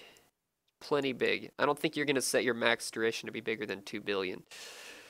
And that one too. That should do. Let's see what happens. Even if I didn't initialize it, it would probably be a really big number because it's uninitialized memory, but you can't trust that.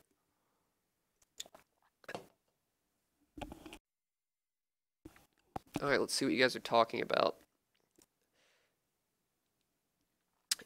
Yeah, what do you mean with live code? I'm afraid I'm not sure what you mean. do blowing up TNT and the whole world will eventually burn. Oh, WO4. To prevent the entire world from burning down, what I'm going to do really soon, not during this stream, but what I'm going to do is make it so that fire can only burn for a certain distance. Probably 32 blocks will be the max. We'll just use some extra bits that are in the block data to do that. Is the company name one of the suggestions made by us? I'm afraid it's not. Our lead designer, Anthony, he came up with the name, and we liked it just a whole lot, so we're gonna go ahead and use that one, and it kind of ties in with the theme. But we do appreciate all of your comments, and it really helped us come up with new ideas. I think it may have been based off of one of the ideas. Live coding is a coding language that our computer teaches Force. Yeah, I've never heard of that. I would recommend, I mean, you can use that as like learning material. It's probably just a really simple programming language that gets you kind of the basics. We had to learn, my senior year of high school when we first started programming, they taught us something called Scratch, which is like a little drag and drop. You don't even write code, you just drag blocks of code. Like there'll be an if block, and you drag that, and then there'll be like an X block or an X equals block. It's horrible. And then you would drag these things, and it would make things happen on screen. Like you could make things move around, and I think the main there was like this default sprite that was like a cat sprite, and I made a game that was like shoot the cat or something, and my teacher got really mad. But after that, we learned Visual Basic, which I also didn't really enjoy. But I knew I liked programming because I was doing so well in that class and I was having so much fun. So I just started learning like C++ and a little bit of Java. All right, so obviously a min duration or max duration is working, right? Because these smoke particle emitters are despawning after 500 frames. So yay, it worked. We're so good at programming, guys. Now what we need to do is, let's not worry about the linear gradient until we have smoke that moves up. Because smoke isn't very interesting if it just sits here, right, and makes the fire look stupid. We need to make it smoke upwards, and we also, when we actually do add the linear gradient, we're probably going to want this to smoke for a lot longer. Like, we probably want the smoke trail to be maybe, like, from here to there, and then what it's going to be doing is it's going to have a lot of smoke here, and then just a little smoke here. There'll be that nice linear gradient that should look super, super sexy. And with a huge forest fire, it'll probably lag your computer a little bit, but hey, you know, that's the price you gotta pay for really cool effects. So all right, let's do it. Let's do the hard part. Let's add a new type of emitter. So this one is called static. Okay, let's have a new emitter type. We're gonna say case emitter, let's just call it emitter smoke, because smoke particles are pretty unique, right? They're not affected by gravity, they just sort of move up, and once we have wind in the game, they'll be affected by wind, so I feel confident in calling it emitter smoke. I feel like that's fine. Okay, so we need to define emitter smoke. If we're going to use it, we'll define that right here, emitter smoke. And a lot of this stuff I feel can be moved to the outside. For instance, all of them are going to use min duration and max duration, but they're all going to be adding particles differently. So let's go ahead and keep it like this for now, and I'll figure out a way to make this code much smaller later. We'll just copy paste that. So what we're going to do differently is it's going to spawn in the same place, but we're going to change the function that it calls to add particles, and we're going to create an entirely new particle type, right? We don't have currently a particle in the game that can move upwards without influence of gravity with an initial velocity. So that's what we need to do. We need to add a new particle that does that. So let's go ahead and examine the add animated particles function. And that just calls add particles, but it calls it with the animated particles batch, which is a batch of particles. So add particles is what we need to modify. We're going to need to modify its parameter, or we're going to need to overload it. And, oh, actually, this is great. Oh, neat. We can just, we can do the check here, because we're passing the emitter to this function, right? So we can actually do the emitter smoke check right here. And we can make the code for the the emitter update identical for both of them. So let's do that. Let's go back to emitter update, which I believe is down here. And where is it? No, it's not. I lied. Emitter update. Here we go. So instead of doing this, we can do much better. We can put it here. So now emitter static and emitter smoke are going to do the same thing. If you stack up case statements like this with no break in between, what's going to happen is it's going to bind basically both of them to this block of code, which is what we want. So cool, that works. So particle batch add particles is what we need to do. And we need to basically assign a type value to the particles. Okay, I said I was going to do this, and I didn't. I'm just wasting screen space here. There we go. Now I can see your comments while I code. Emitter linear for linear movement. That's a smart idea, actually. Instead of emitter smoke, and we just point them upwards. I like that idea, Metrom. I'm going to change it to emitter linear. Let's see. Yeah, I remember Scratch. Yes. Yes, Scratch.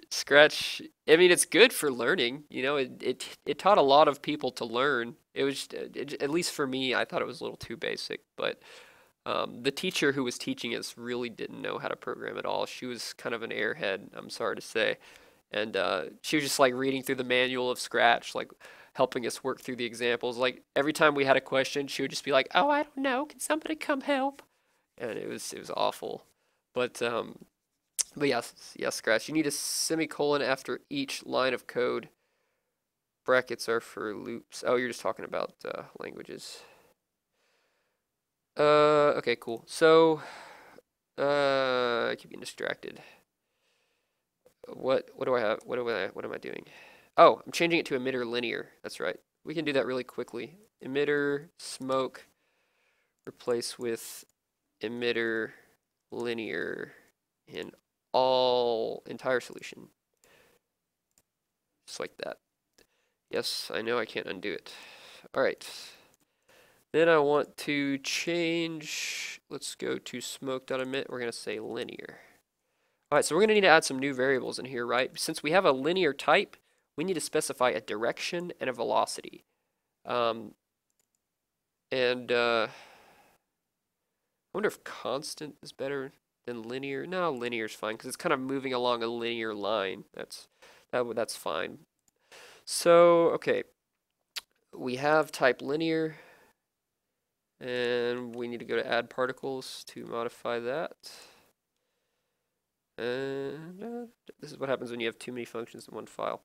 Add particles, here's the one overloaded with the emitter. Alright, so case emitter linear. Let's copy paste it and modify it. Alright. So we're going to find a unused particle slot. Don't worry about how that works. It just finds we use a continuous buffer. We don't resize the buffer, so this finds an open spot in the buffer. It's usually a really fast operation.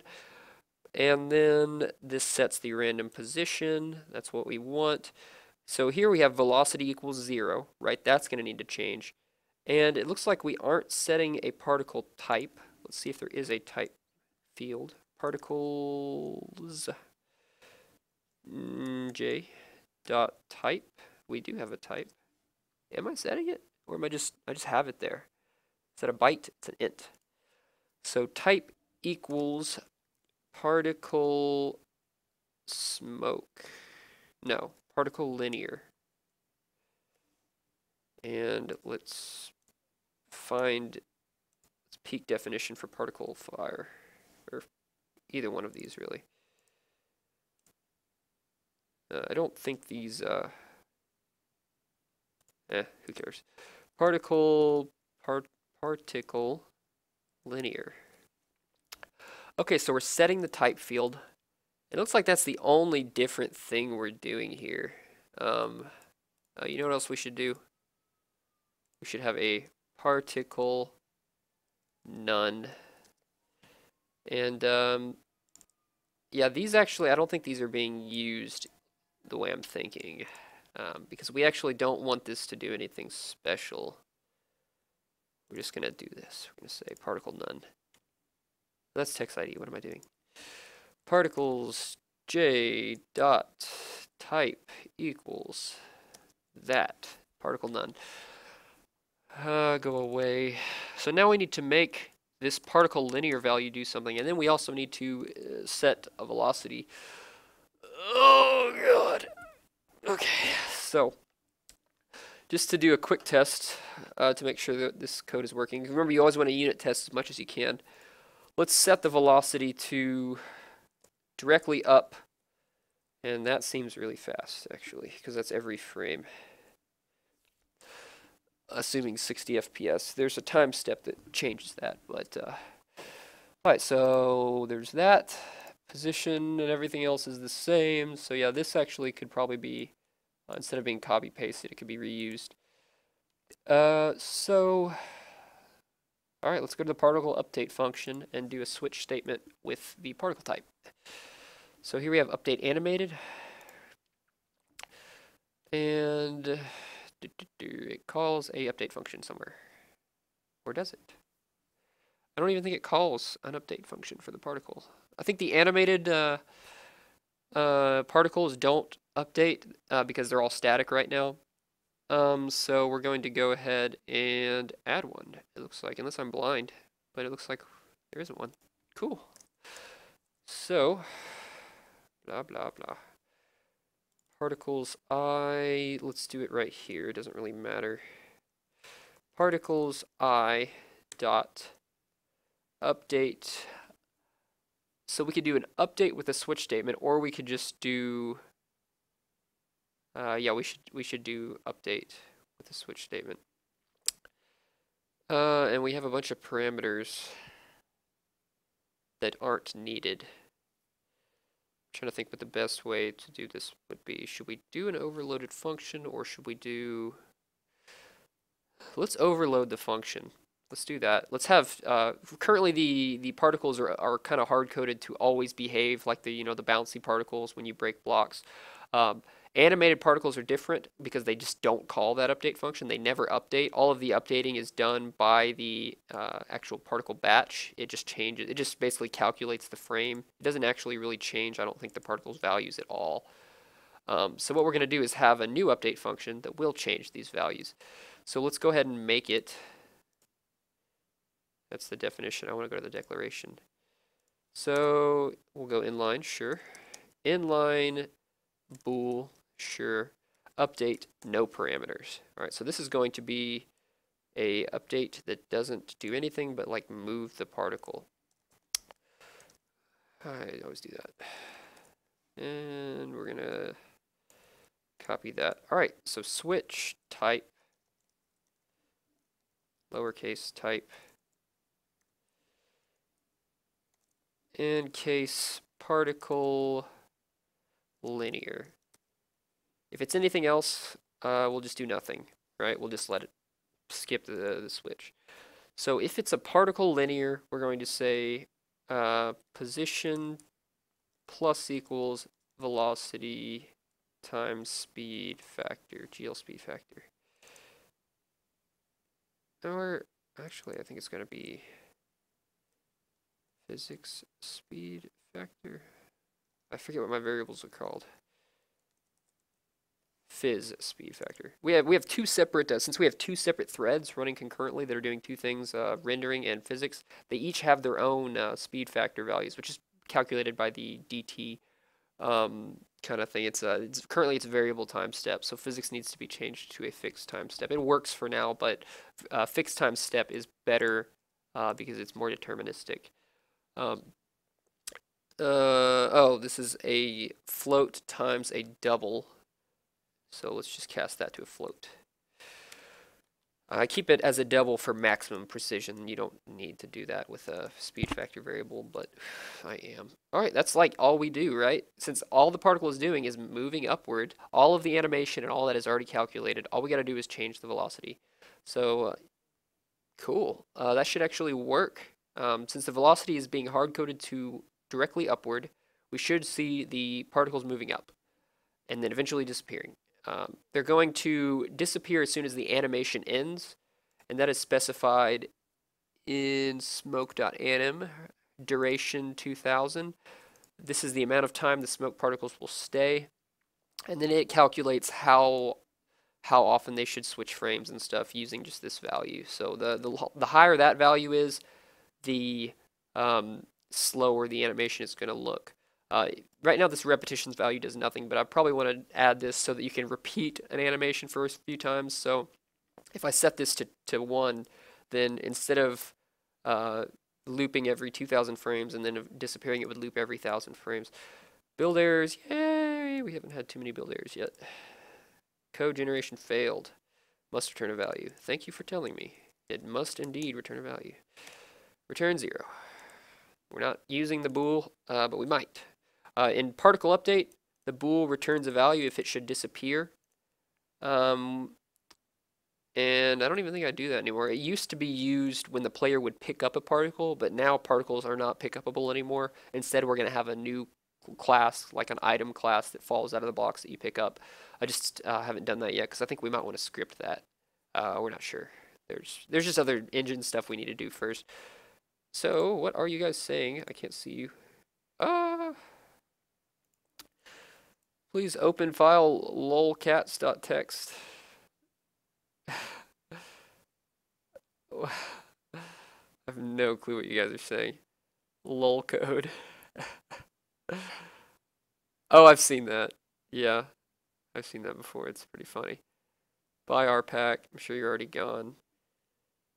Yes, Causeless. Causeless, why are you using a new name? Oh, that's your YouTube name, I guess. Alright, load fire. Alright, hope it works. Okay, I don't see any smoke. Maybe it's just going so fast it's like flying off the screen. Okay. Charred grass. Alright, cool. So nothing happens now. Yay! Let's try not changing the position. Maybe we broke it somewhere else and it's not having to do with that. I don't think, like, this isn't a very big speed. What did I set it at? Particle, add particles. Case emitter linear. Oh! Never mind. I know why it's not working. We didn't actually tell it. We didn't link emitter linear to the string linear. We have to do that. So let me uncomment that and let's do that.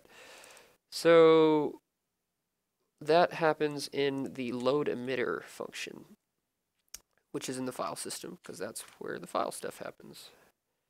Load emitter is here. There we go. Else if s is equal to linear. Notice I'm not doing that map lookup with this variable specifically. It's just like one variable, so I just chose not to. Might do that later if it gets really big. But if else with 2 things in it isn't that bad. Emitter linear. Now it should work. No idea how the speed is gonna work. What did I set it to? 0.01. So it should move, if we're getting 60 FPS, it should move 0.6 blocks per second, which might be a little too slow. We'll see. If that's what I set it to. I probably did set it to that. Let's just see.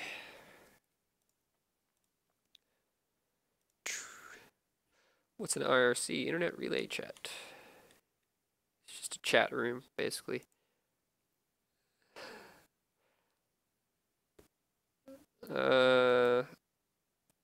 Fire. Arnold C. Not sure what you're asking. Okay, it's moving up. It's just moving up too slow. Much too slow. Let's increase the speed of that to, let's like triple it.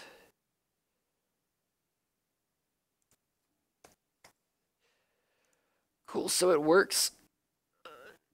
Now we need to make it so that that isn't hard-coded anymore. So what we'll add is like a initial velocity field to the emitter.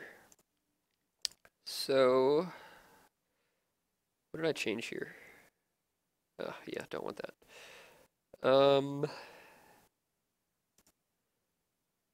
Where is it? Smoke.emit. So linear initial velocity equals 0. Well, what did I set it to? 0 0.3? 0, 3. 0. So we'll do that next so that it's not hard-coded. Because hard-coded is bad. People can't mod it. Yay! Now all it needs is sorting, better animation, linear gradient, and yeah, and also the particles need to despawn with a linear gradient. The animation it's using right now just pops out, it looks like. So we'll need to allow them to have a fade out to where the particle fades out instead of just disappearing. We're lucky to have a fire animation that fades out on its own. The animation is actually the very last frame is full transparent. But we'll definitely need to make it so they can specify that. Cool, it kind of looks like fire now. Kinda. Not really, but we're getting there, right? It would be neat if also, okay, this is cool. What we could do is make it to where the particles go really high and they expand and become more transparent over time. So we'll loop the animation like 8 or 9 times, maybe 10 times. And then as the particle rises, it'll expand. It'll maybe turn from dark gray to like a white, because that's what smoke does in real life, right? It expands and goes up, and it actually moves with the wind. So when we add wind, we're going to want it to do that. But this could end up looking really, really cool. It's not going to look cool by the end of the day, but once it's feature complete, it will look super cool. So, all right, let's move that. I actually have to go to the bathroom again. So you guys just sit here and watch it burn while oh, wait. I told you guys I would do this. I told somebody I would do this. See if it burns. No, it just disappears. That's unfortunate. Sorry. It just disappears. But I can make it explode. Once I get back, I will make it explode. I mean, I will code it to where it explodes, which shouldn't be too bad. Whee! And let's fill it with water while I'm gone. Sure, let's lag it. All right, I'll be back.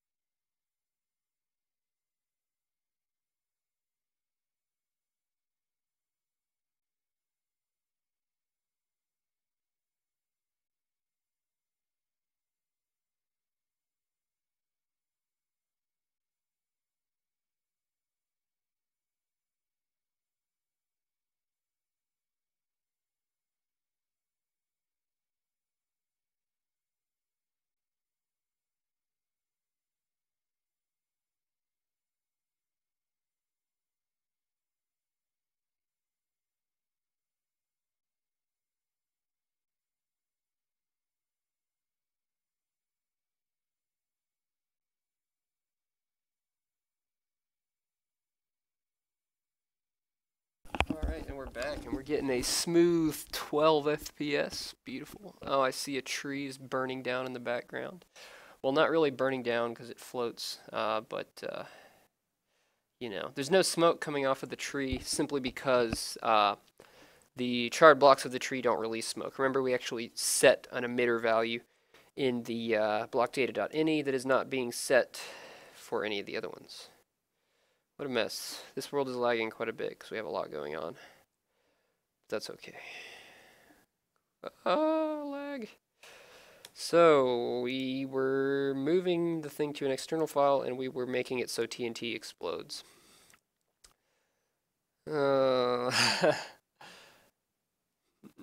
Seed of Milky Way.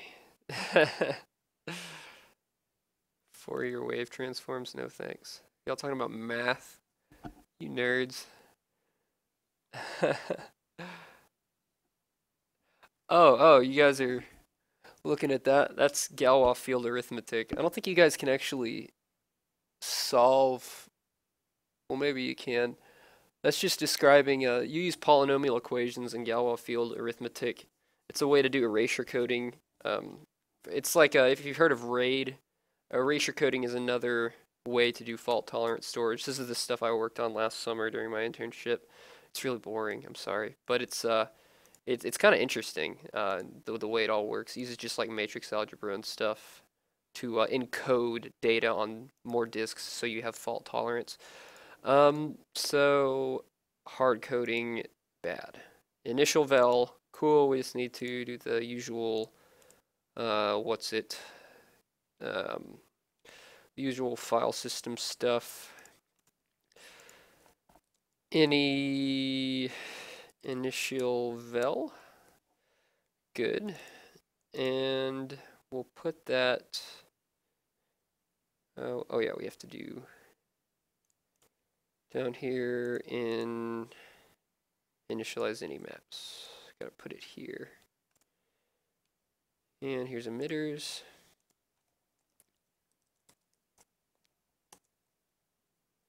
Initial vel. Okay, now we can use it properly. So we'll need to set an initial vel property in our emitter file, right? And we'll use just a vec3, which is 3 floats. Where's our emitter? Here we go.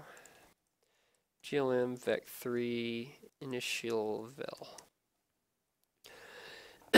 Perhaps we could randomize this initial velocity, but let's not worry about that right now. That's going to require a lot more stuff. Alright, now we just need to go to load emitter. Oh, we should also initialize that to 0. Emitter, here we go. Initialize to 0. And initialize to 0. Actually, it's not a double, it's a float. Not that it matters that bad. Alright. So we need to go now to file system and load emitter. Okay, so we just need to parse it. Case any initial vel break. So what we're going to do is we're going to, right now what it's doing is it's storing this in a string. The reason it stores it in a string is so that you can be really flexible with the format. Like we could do all sorts of stuff. We could have even more than 3 values if we want to have a particular parameter that does that. So what it does is it stores it in a string and it gives you the option to parse it yourself. So you know we have this get int that will parse it for you. We've got like get float and stuff, but we can also customize that. So I think we have a temp string already, don't we? No. Yeah, we do. We have an s. So s equals any val get stir, right? So that should get that. It should get this triple right here. It's important that you don't put a space here, though, right? If you put a space there, you're breaking the format. My format works to where you can have spaces here all you want. That's fine. You can have tabs and all that. But in the field, you don't want to put spaces here. And you don't want to put spaces here either because that's going to break the format. So, okay, we have that string. Now we need to basically just grab the initial velocity values from it. So we're going to use string scanf. which is a neat little C function that lets us do that, and we can perform it on C++ strings with a little pointer magic here. S0, we just take the address of the first element and treat it as a C string because internally strings are C strings. The format is going to be %f, %f, %f, because that's the way we store it. We're going to put it in E, and we're going to say E initial vel dot x, E initial vel dot y, E initial vel dot z, and takes pointers to those values. I like to add extra parentheses because I'm totally paranoid. Not using parentheses sometimes just makes things wrong. So parentheses are free. It doesn't hurt to add extra parentheses when you can. All right, so that's going to extract the 3 floating point values from the string and store them in the initial value parameter. And now we just need to use that in our particle engine. So instead of hard coding it, where's add particles? Because that's where it happens. Here we go, add particles. Instead of hard coding it to 0.3 here, we're just going to say emitter initial vel. Much better. All right, so now, is this at 0.3? Cool. So now we should see basically the same thing we had before. Instead, let's increase the duration of the smoke particle animation thing. Let's make it a little bit longer. And let's make it go upward slightly faster. And let's make it last a little longer, maybe 800. And yeah, we'll make it go upward a little bit faster. All right, let's see if it works. Should work. All right, comments. How many times am I going to click that? Did I close it like a dumbass? I did close it. It should save all the comments though, shouldn't it? Longer. Shut up. All right. You guys. A to F string. See, that'll work, but not if you have commas in here, right? Because this A to F is going to take your string and turn it into one float. Also, A to F is not that great because it doesn't do any error checking. So if the string format is not a float, it's just going to crash. Of course, I say that scanf also does the same thing. So it's gonna crash either way, really. The only, I think, error-proof way to do it, actually, scanf probably returns a value when it fails. So I'm pretty sure you can check with scanf. Yeah, I think it returns maybe 1 if it fails, or maybe it returns 0 if it fails. So you can do error checking. A to F, however, I think does not return anything if it fails because it needs to return a float. So it can't return a specific value because that could be the value it originally wanted to return. If that makes sense. Like if you wanted A to F to return -1 when it failed, what if somebody calls A to F on the string -1? Then you're going to think it failed, but it didn't. If that makes sense. So yeah, look, it works. The flames or the smoke is going up faster. It's lasting a little bit longer, and the emitters should exist a little bit longer too. Like this one right here is going to exist for a bit longer. So it's 6:34. We have 2 whole hours left. Yay! Crash! What did we get here? Ooh. Okay. So this is the physics.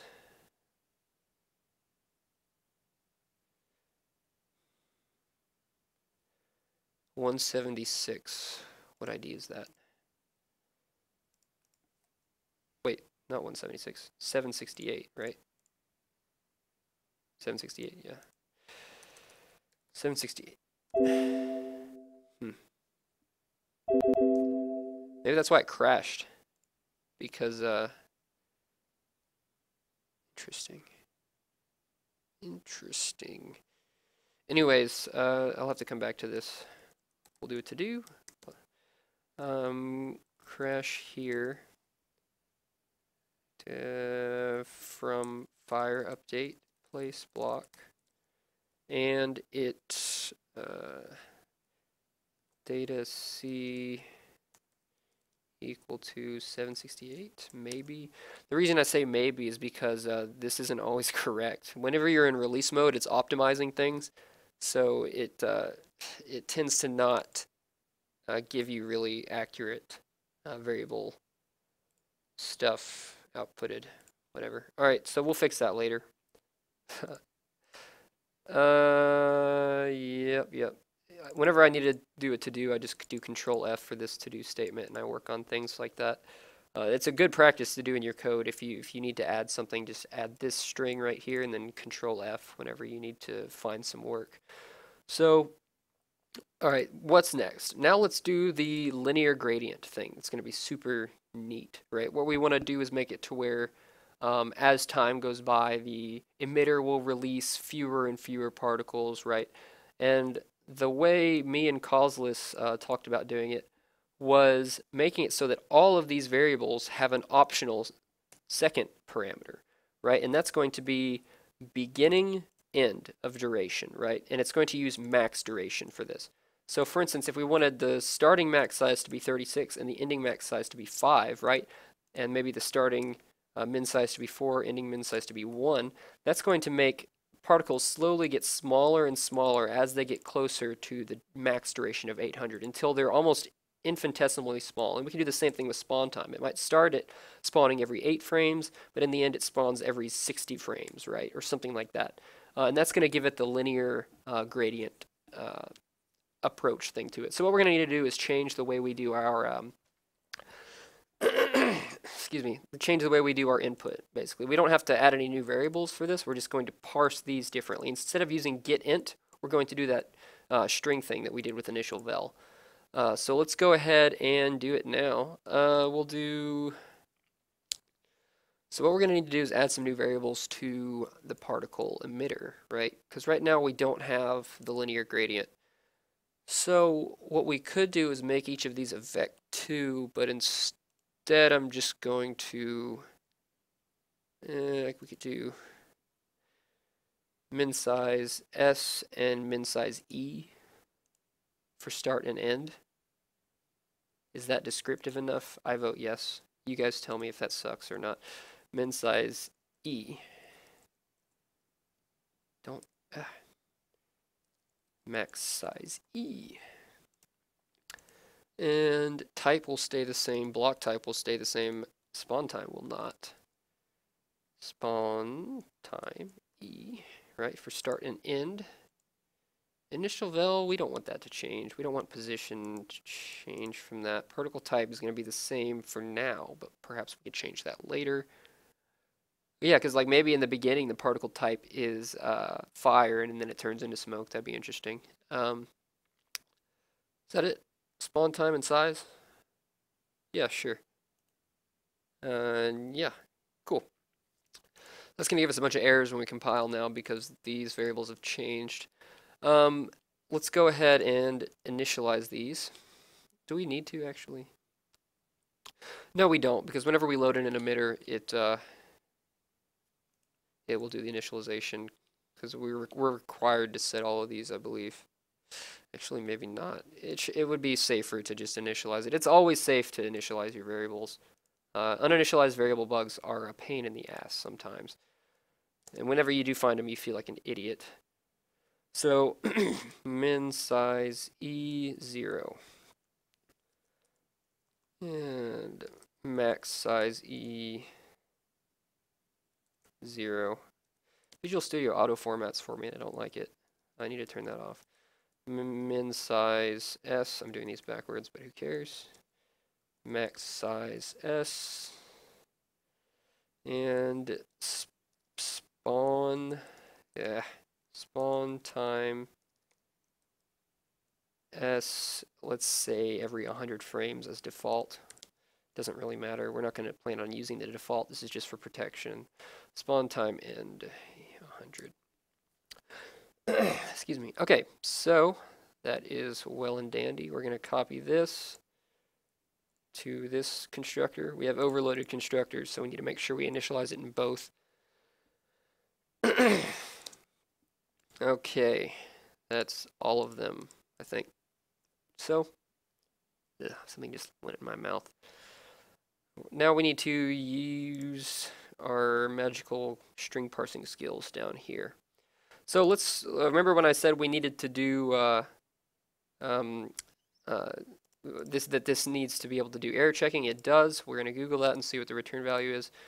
Scanf C++. Return value is here. On success, it returns a number of items.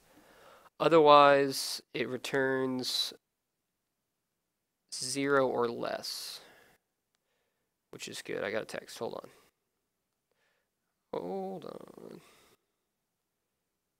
8:30.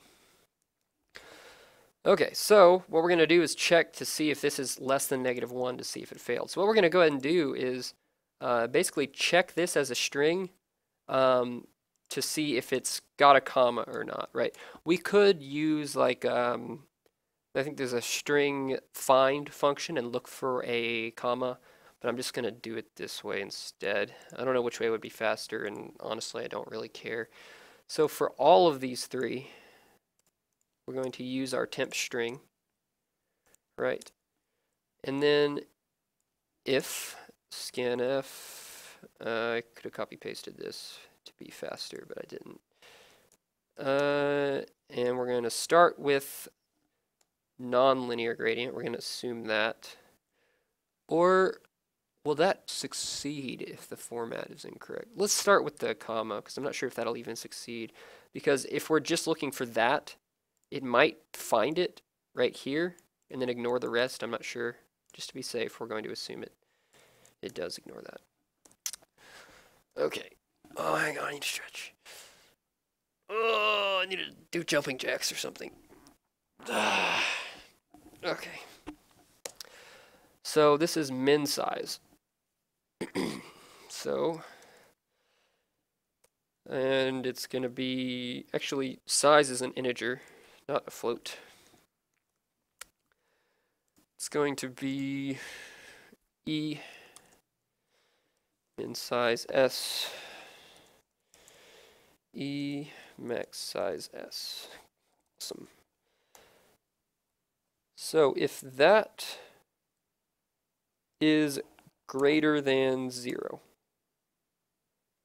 is equal to 2, because that's actually what we're looking for.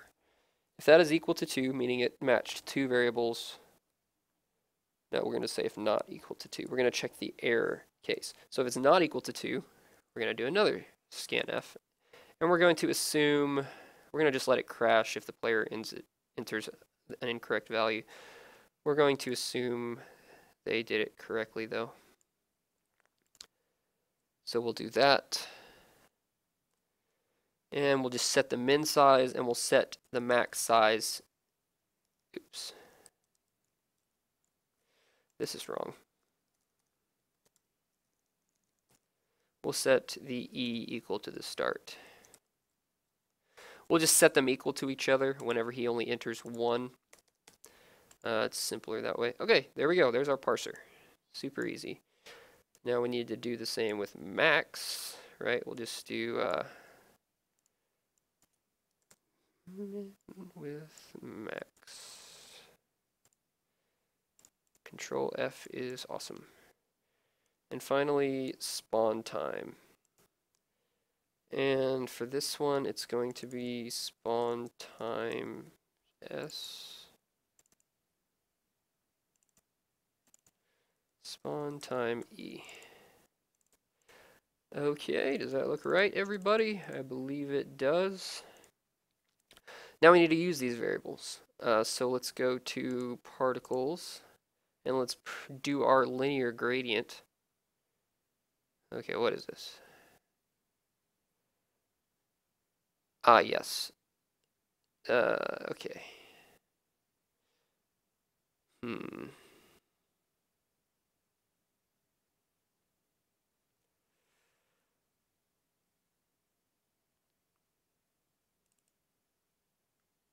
What is this? Is this the update function?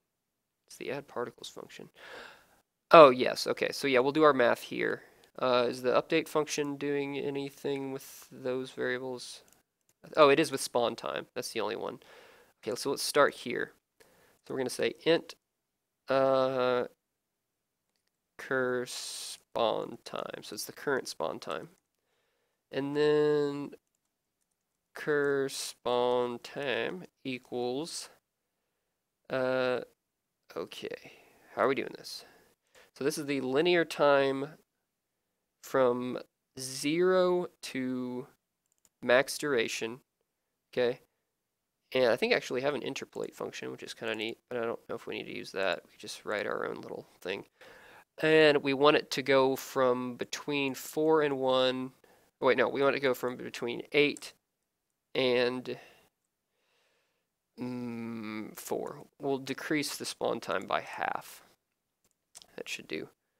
And it should actually be a, I think it should be a DT. Is that a GLU int? Tell me what you are. Yes, it's a GLU int. So when you're doing a comparison, you need to make sure if you're comparing an unsigned integer, it needs to be compared to another unsigned integer. Otherwise, it fails. It's annoying, but it's, yeah, C++, or at least this compiler, doesn't convert ints to unsigned ints when they're doing comparisons. So you'll get the sign bit will fuck things up. Pardon my language. So current spawn time equals, do I have interpolate? Yes, and what is the definition? Make sure it's doing what I think it is. A min max. So it's going to return a number between, basically, we can make it go between 0 and 1, and we can multiply it. So we're just going to say interpolate between dt, and then we're going to say min, no, it's spawn time s, spawn time e. No, I'm sorry. We're not interpolating between those two. We're interpolating between 0 and what's it? Max duration. Max duration. That's what we want. And let's do this check right here so we don't even do that. Okay, so this should return us a number between 0 and 1. I'm forgetting what this does. That's max minus min, so that's the difference times an interpolator. Oh, this is supposed to be a number between 0 and 1. Let's just do it ourselves, jeez. Trying to reuse my own code. So we're just going to say dt minus 0, which is just dt, divided by max duration, right? So that's going to be a float if we cast it to a float. All right, so that's going to be a number between 0 and 1. Okay, so let's take parentheses, and we're going to say that number between 0 and 1, I believe, times this, no, times the difference plus the start. That's exactly what we want to do. So times, let's see, spawn time e, no, s minus, no, yes, e minus spawn time s. So multiplied by the difference plus spawn time s. Okay, so this should work. We're going to get, this is a number between 0 and 1, right? When we are at time 0, it's equal to 0. When we are at time 800, it's equal to 1. And then what we're going to do is multiply that by the difference. So the difference here is 4 minus 8, which is negative 4. So if we are at the max time, right, we're going to say negative 4 plus 8, which is 4. That's what we want. So we're going to use that. Current spawn time right there. Should have just done that from the beginning. All right, interpolate between spawn times. Cool. So that'll do it for the spawn time. We can just copy paste this over and reuse it for the sizes. And we're going to say int cur max size, cur min size. I'm going to do them backwards like always. And we can do it right here, actually. For, yeah, we don't want to do it inside the for loop. So we'll do it on the outside. Cool. Cur spawn time. No, cur max size equals, we don't have a DT. emitter dt divided by emitter max duration times, and then we're going to say emitter, this is max size E minus emitter max size S plus emitter max size S.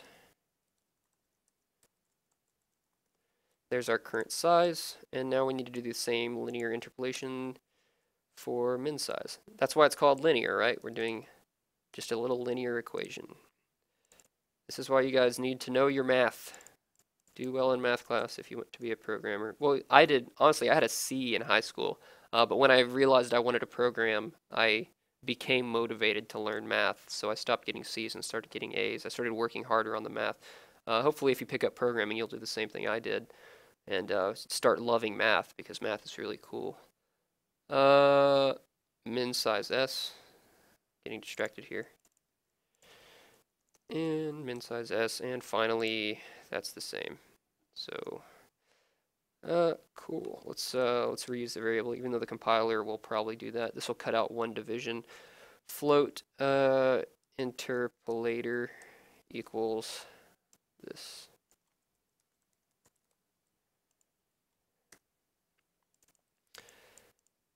And voila. Oh, not quite. Finally, we need to do, instead of emitter max size, we're going to say cur max size instead of emitter min size. Let's just do a control F. Much easier that way.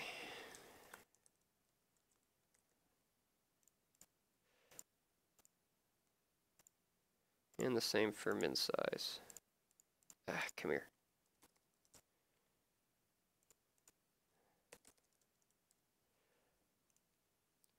Beautiful. All right, let's see if it works. And let's increase the duration by quite a bit.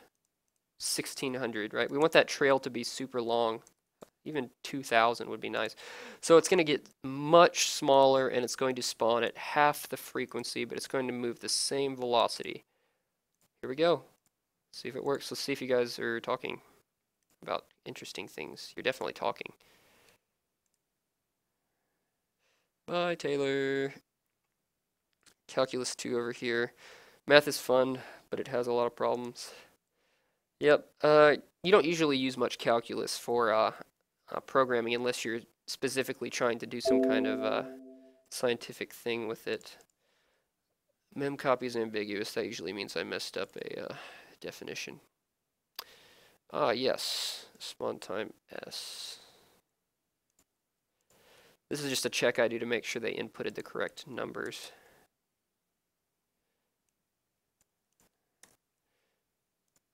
You gotta do it for all of them. Ugh.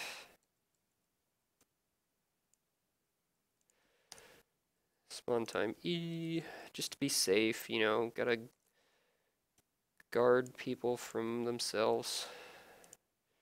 Min size S, min size S, min size E, min size E. Same with max size. S, S, E, E. Did we have more errors? No, I don't believe so. 2 days for smoke to fade. Really? I hope not. No. That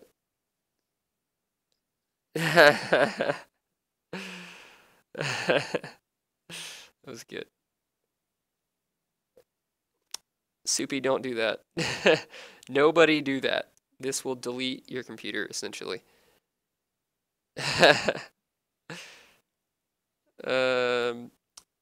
Kind of. It's scripting, technically, right? Batch files are batch script. You guys just being trolls. What are y'all talking about? Oh my god. No.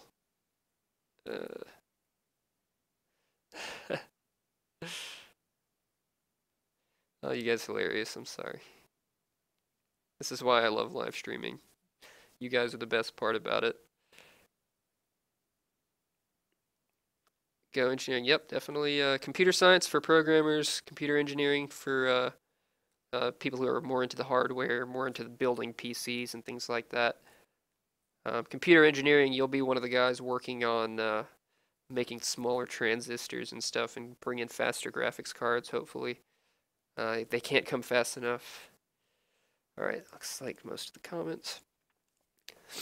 Let's see if it worked. Or maybe we'll get a divide by 0 or something. Probably should do a divide by 0 check.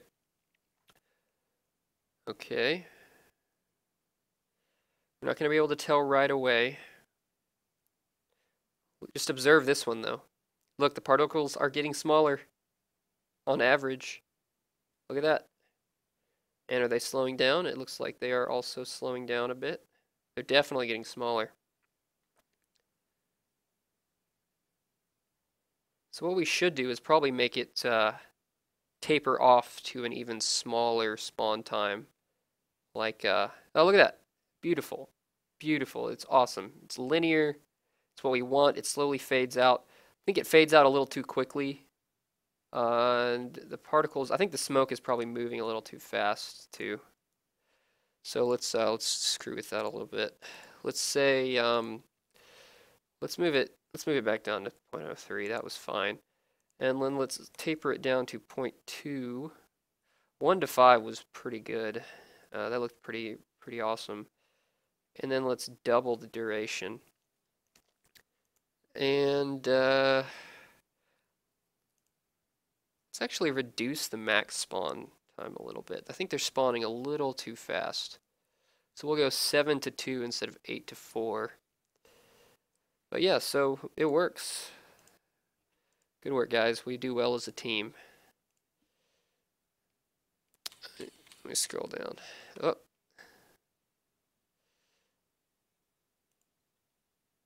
Cool. No more updating. Author withheld.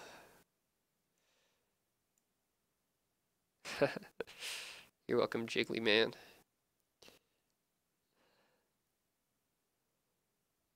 How much money would you save if you didn't wear pants?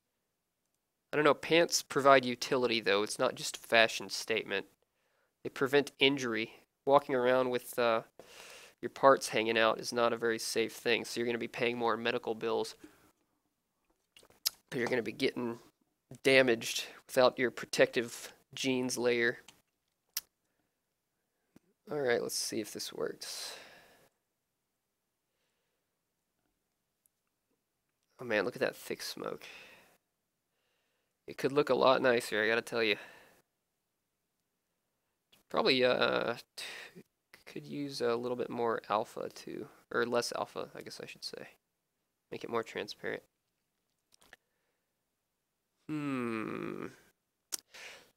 It just doesn't look good when the smoke particles just disappear. So I guess that's what we should do next, is work in a linear fade out for the particles.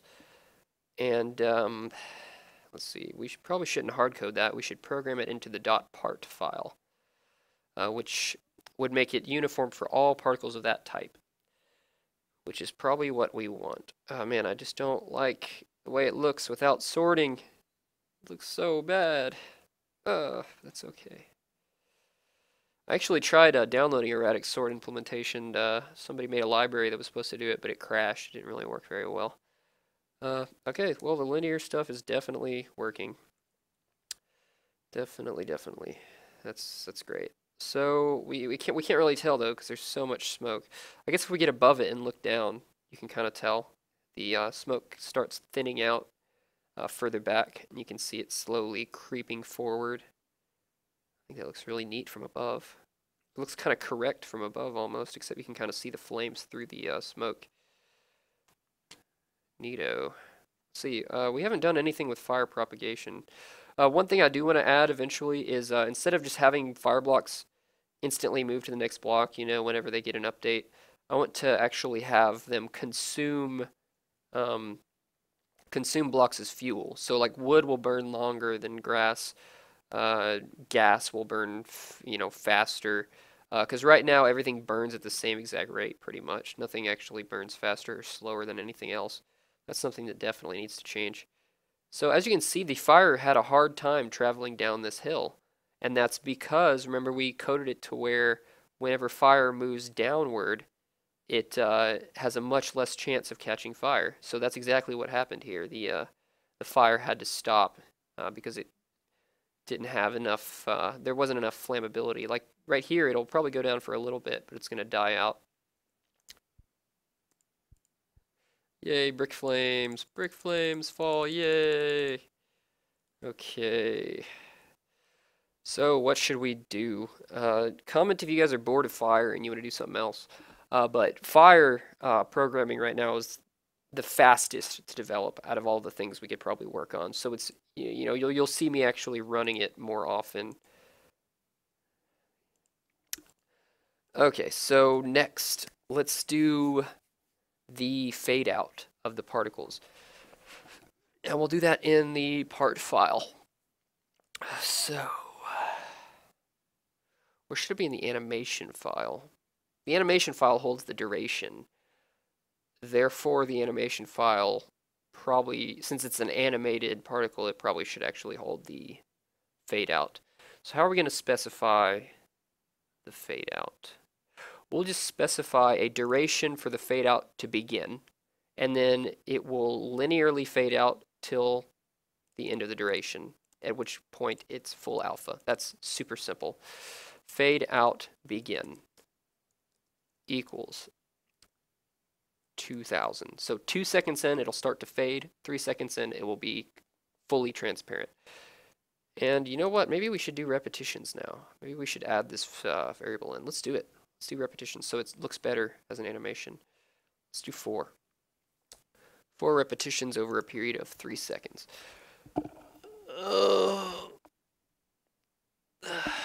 Okay. 4 repetitions, fade out begin. So we need to add fade out begin to the file system.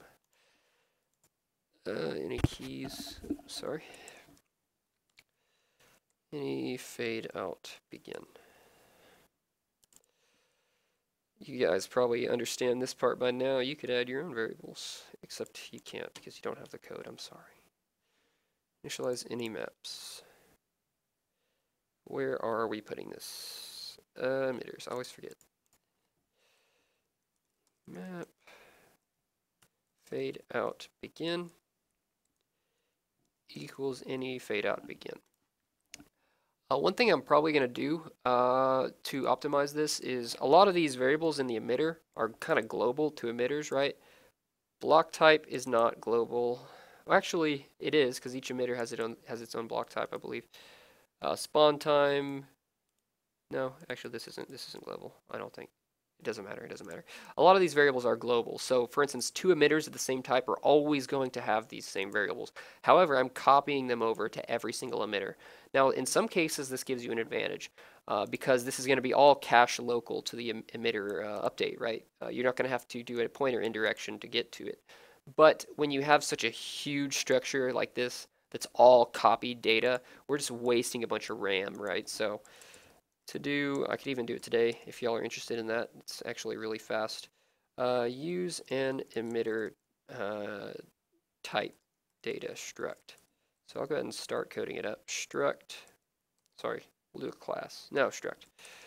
Emitter data, actually. So this will be the global data for the emitter, right? So I'll add that later. And what each of these is going to have is it's going to have a pointer to that. So we'll have emitter data. This is where pointers come in handy. Star emitter data. So we can just store one global copy of these variables and not have to copy it into every single instance of an emitter we have, which is very inefficient as far as RAM goes. So comment that out because we're not going to use that just yet. And what we are doing is, I forgot. We are working on fade out begin. So we set it up in the indie map, and that's actually not part of the emitter, it's part of the animation. Not that it matters because it's the same thing here, but, and we're also doing repetitions, that's right. Cool, so now we need to go, initial val, I copied the wrong one, no way. Ah, damn it. All right, Control Z, beautiful keyword, or beautiful hotkey. There we go. Fade out, begin. We're going to take you, and we're going to use you in load animation. We haven't opened this one yet. Case any fade out, begin, break. So a fade out begin equals any val get int. Awesome, and I need to definitely set this variable. And int fade out begin. And we're going to initialize this to int max, like we did with the other ones. Actually, animation doesn't have a constructor. It should. Even though it's a struct, you can still give it a constructor. You can actually give structs functions, even though it's kind of bad practice too. So I love to use the animation. I like to use the constructor to initialize variables just to be safe, because uninitialized variables are horrible. Are we good? We are good. All right, that'll initialize it. And I probably should initialize all of those up there, but I won't for now. Case any, oh, I already did that. Oh, that's it. Now we just need to use fade out begin up in the, okay, so what we're gonna need to do is, okay, this is tough. So whenever the particles are emitted by the emitter, they become detached from the emitter. They no longer belong to emitter. However, this fade out begin value is an emitter value. So each particle has no idea when it's supposed to start fading out. So what we need to do is give a variable to each particle that tells it when to begin fading. And, excuse me. Or do we? Let's just see here. Let's see what we're doing. Update animated. This is the one. Where do we calculate the frame?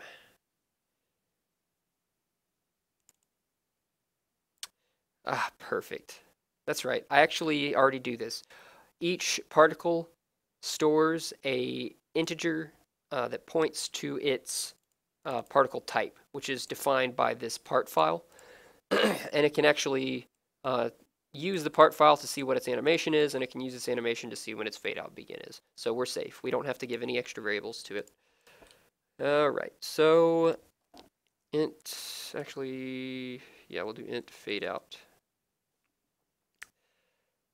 Okay, duration. And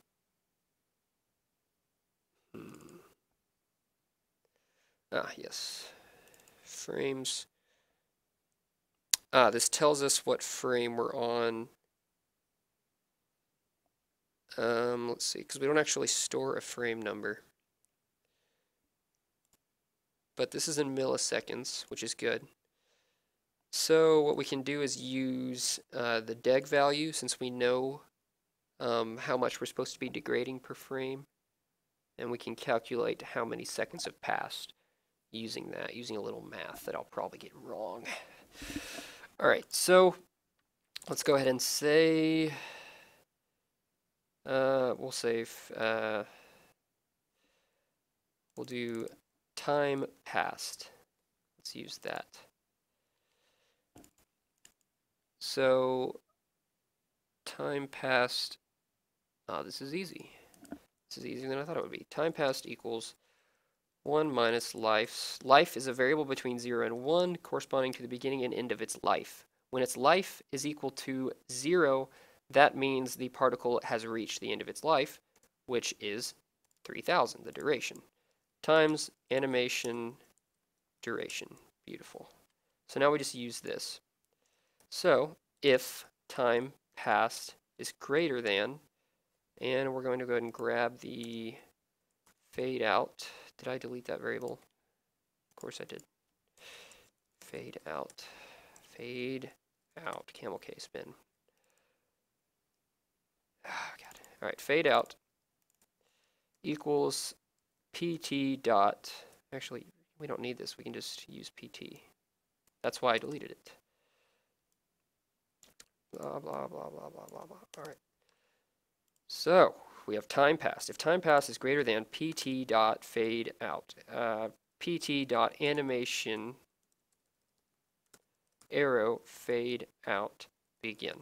Then we do another interpolation. We just say, all right, we need an alpha value. I believe we pass in a color value.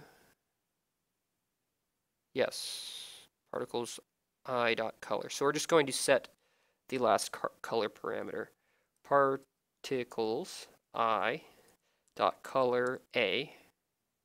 Doesn't have that overloaded. That's too bad.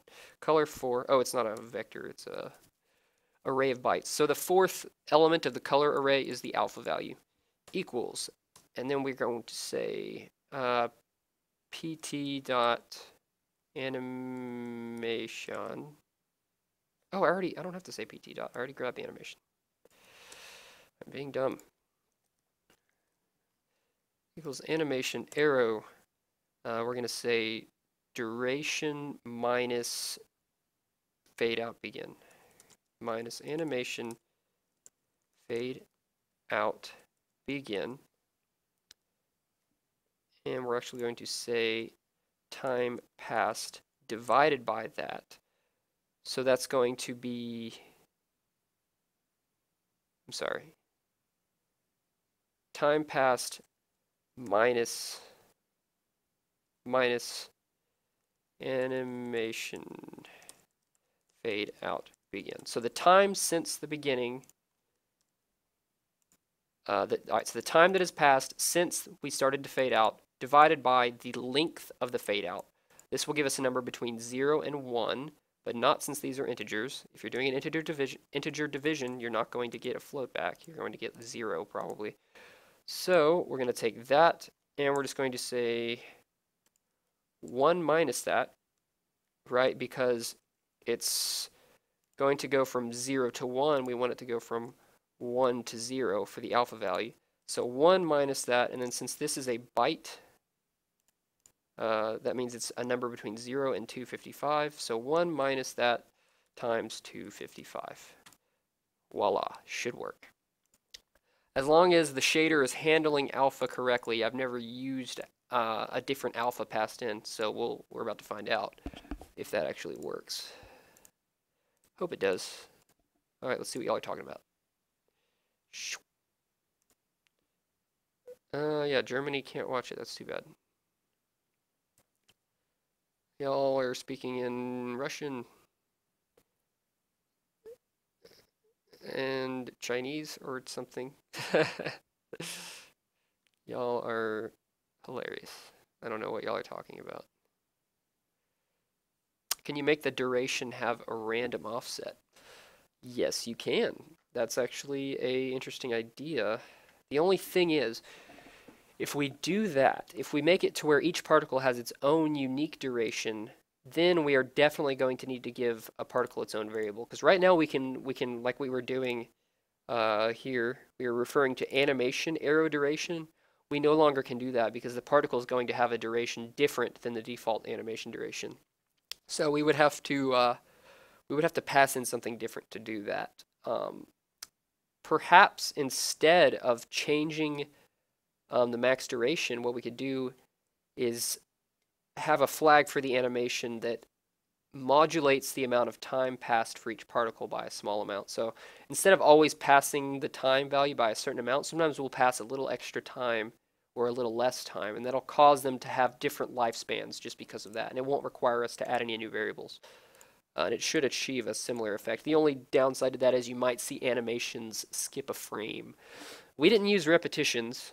Hopefully that won't cause any issues. Whoa. They're getting bigger.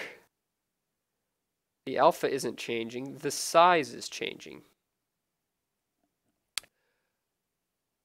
Why?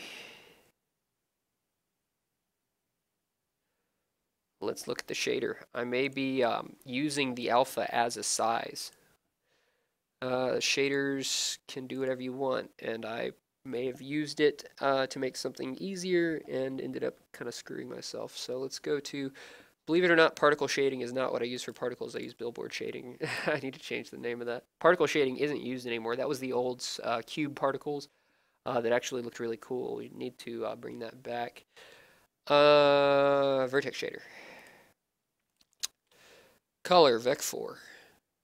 No, passing color in. Make sure I use it. In Vec4 color, color.a. So we're using color, right? We're just screwing with the size somehow.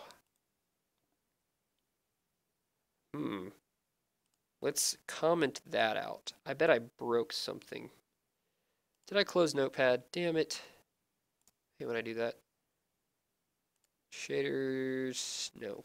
Data, game data, animations, smoke, dot animation. So somehow we're screwing up the size. It wasn't doing that before, so I broke something.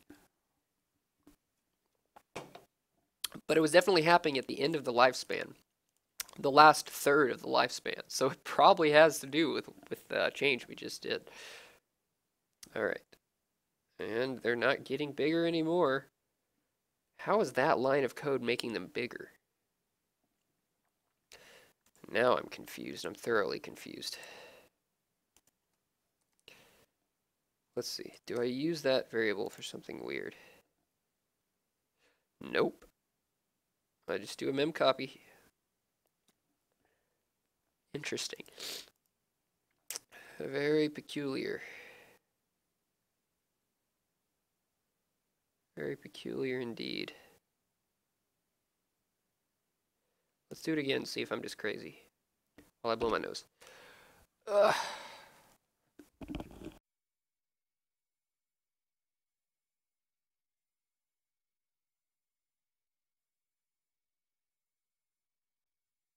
Okay.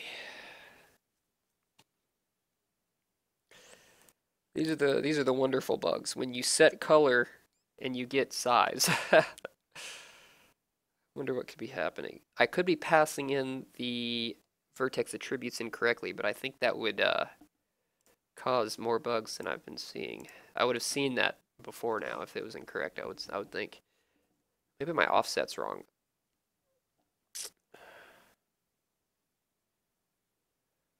Weird. That's so weird. Okay. Why you do this? All right, let's look at where we're passing the vertex attributes. So that is draw animated. Color, 4 bytes starting at 24. Let's peak definition. Here we are at color.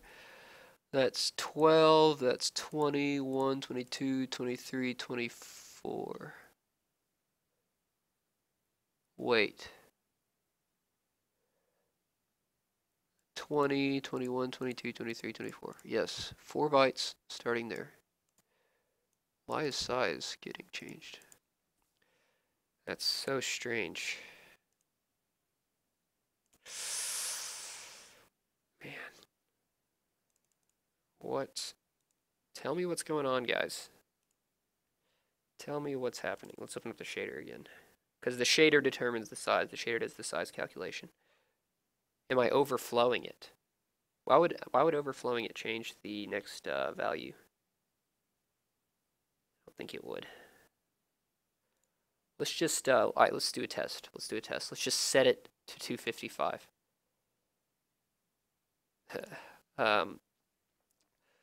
Particles, particles, particles. Here we go.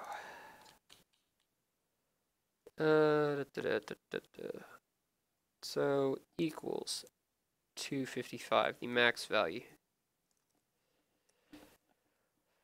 So the particles should just get massive if that's changing the size parameter somehow.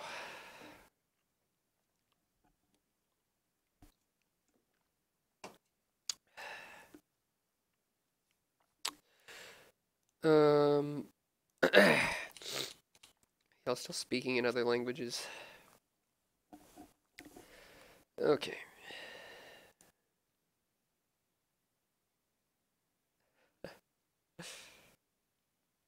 Thanks for staying relevant, guys. Okay. Fire.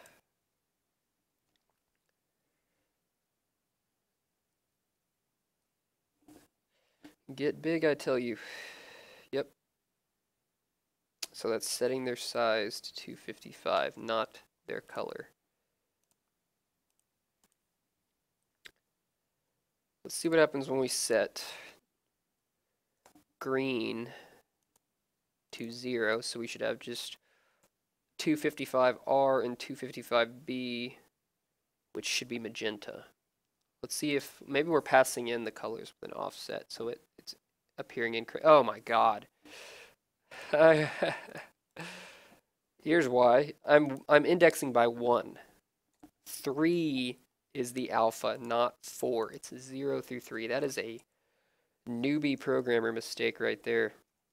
And none of y'all caught it. Shame on you. I know some of y'all are programmers, or maybe one of you did catch it. So that'll fix it. All right, so let's see them get smaller. So yeah, if you have a byte array and you index past the final index, it's not going to give you an error. Your compiler may complain at you. Mine may have, and I just didn't see it in an error. But it's just going to keep indexing. And the color parameter plus 4 bytes is the size parameter. Obviously, I should have noticed that sooner, but that's what happens when you sit here and code for 3 hours. All right, let's go to Faya and see it get smaller.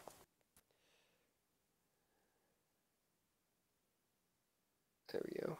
Up here. Yeah, the emitters don't refresh. Are they all gone? What's going on here? Here they are. They're popping up. Look, it fades out. You could make it fade out, or you could make it get smaller and disappear. With normal particles, I'll just make them get smaller and disappear. But with smoke, it just looks better if it fades out.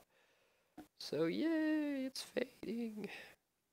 That makes the transition at the end look much smoother, and we should actually probably start fading sooner. Like maybe halfway through, it starts to fade. Because smoke is constantly dispersing. Realistically, it should start to fade and get bigger in the very beginning. But it's 7:23. Let's not get ahead of ourselves here.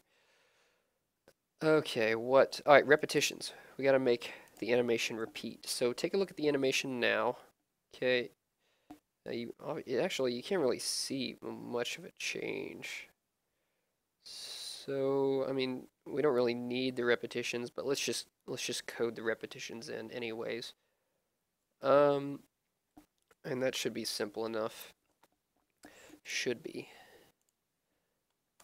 And I think I've already loaded the value up, so it should be as easy as just doing the calculation right here. And times animation.frames. Okay.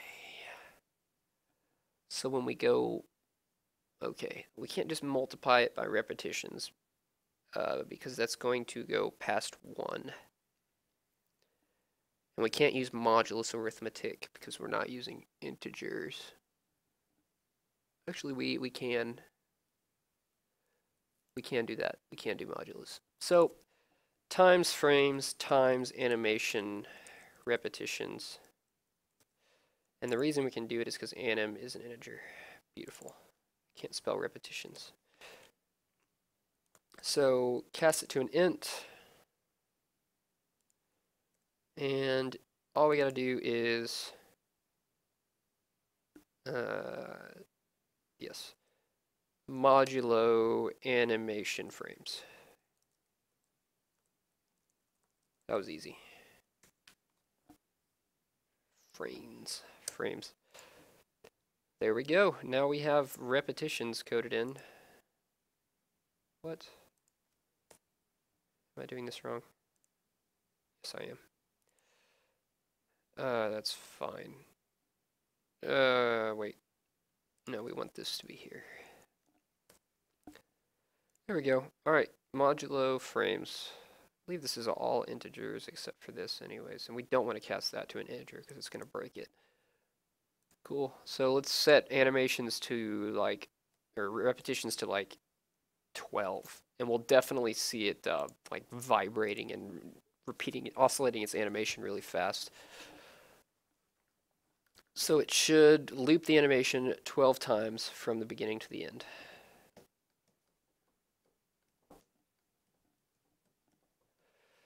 See what you guys are talking about. Snoop Dogg. Yeah, you can use fmod. Oh, what exactly does fmod do? It returns, does it return a floating point remainder too? It just, that's weird. Because it's just weird because floating point numbers are always divisible. And they always have a remainder usually, so. And I don't know. I have used fmod in shaders. I just haven't used it in the C++. I imagine fmod is a much more intensive function too than regular mod, so you should probably try to avoid using it when you can. All right, look at that. It's like going nuts. So it's definitely oscillating 14 times. So that's too many. Let's change it to just 3. 3 is good. F6.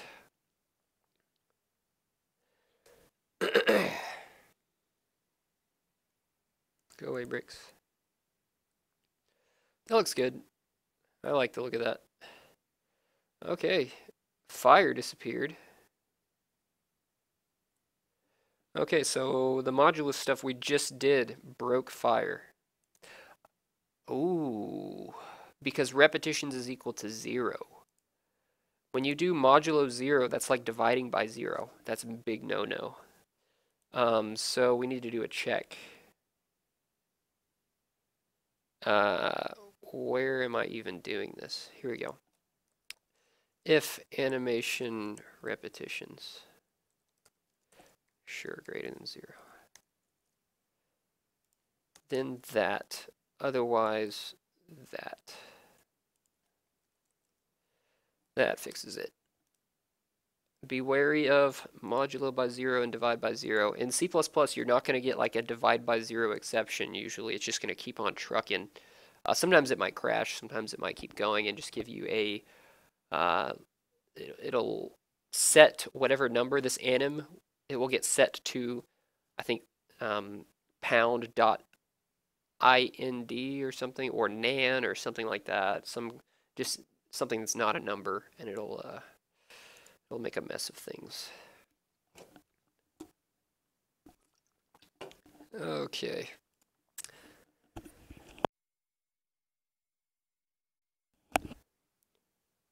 Where are we at now? Next, we need to do what? Alright, so fire's back, and everything is going according to plan so far. Flames leave behind a smoking ruin. There's this bug could fix. At the chunk borders, it always spawns lights underground. This is introduced as of 0.1.6 because I was screwing around with the chunk generation code, and I obviously broke something. I was trying to make light work better for water surfaces, which it does now. But as a result, I broke everything else, apparently. But yeah. How deep is this cave? Pretty much forever. This one loops up here. Oh, this connects with the surface. I love sonar vision. I think it's so neat. Okay. What should we do next, guys? What else do we need to do for fire? We've got smoke and stuff. The actual burning of the blocks is going to need to use a damage value for blocks, and I haven't added that yet. I actually need to, do a huge code change. I need to make it so that we can use some of the extra bits. Right now, some of my lighting functions are assuming that they get 8 bits when really they should only get 5 bits, which is bad. So I need to fix that before I start adding damage values to blocks. But once we have damage values, things like explosions won't just delete or not delete a block. They will like damage some blocks, and we'll have like a uh-oh. Okay, so is repetition set to 1? Smoke.anim, where's explode.anim? The only time that would make sense is if explosions was set to 1, otherwise something's incorrect. Or sorry, if repetitions was set to 1. It shouldn't repeat its animation. Data, game data. Animations, explosion.anim. Repetitions is 0. It's not good. Huh. So why is it doing it twice? Let's comment this out and see what happens. Wow, that's probably why. That's weird. Why did it even work at all? I'm not even going to question it. Don't even know. Let's see if it works now. That's so weird. Ugh. Man, I'm getting tired, guys. I don't know about you. I got an exam tomorrow. I'm sure some of you guys probably do since it's Sunday night and it's finals week in a lot of places. I'm not too worried about the exam because it's a open notes exam. We can have 1 page of notes. So I'm just going to fill that page. It's a programming languages class. It's not going to be too bad. I made a 100 on the last test, so I'm not super worried about it. Fire. Let's see if we fixed explosions. Okay. TNT. Good old TNT. Yep. To me, it's weird that that worked at all. Like, it was actually still animating, even though I was never setting the anim value. But now fire's gone again. No, it's not. Those are just smoking blocks because I blew them up with TNT. Okay, good.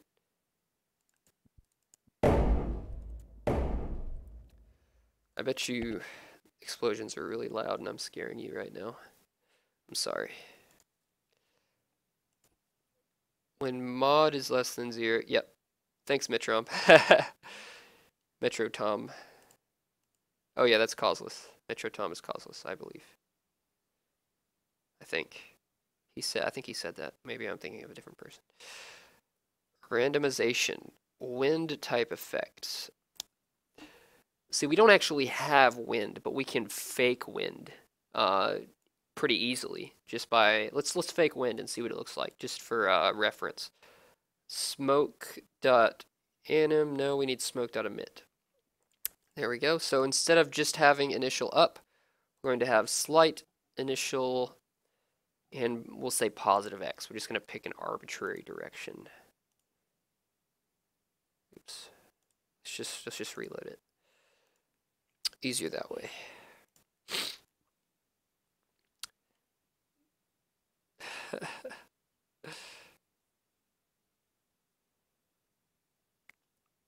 What are you guys talking about? All right.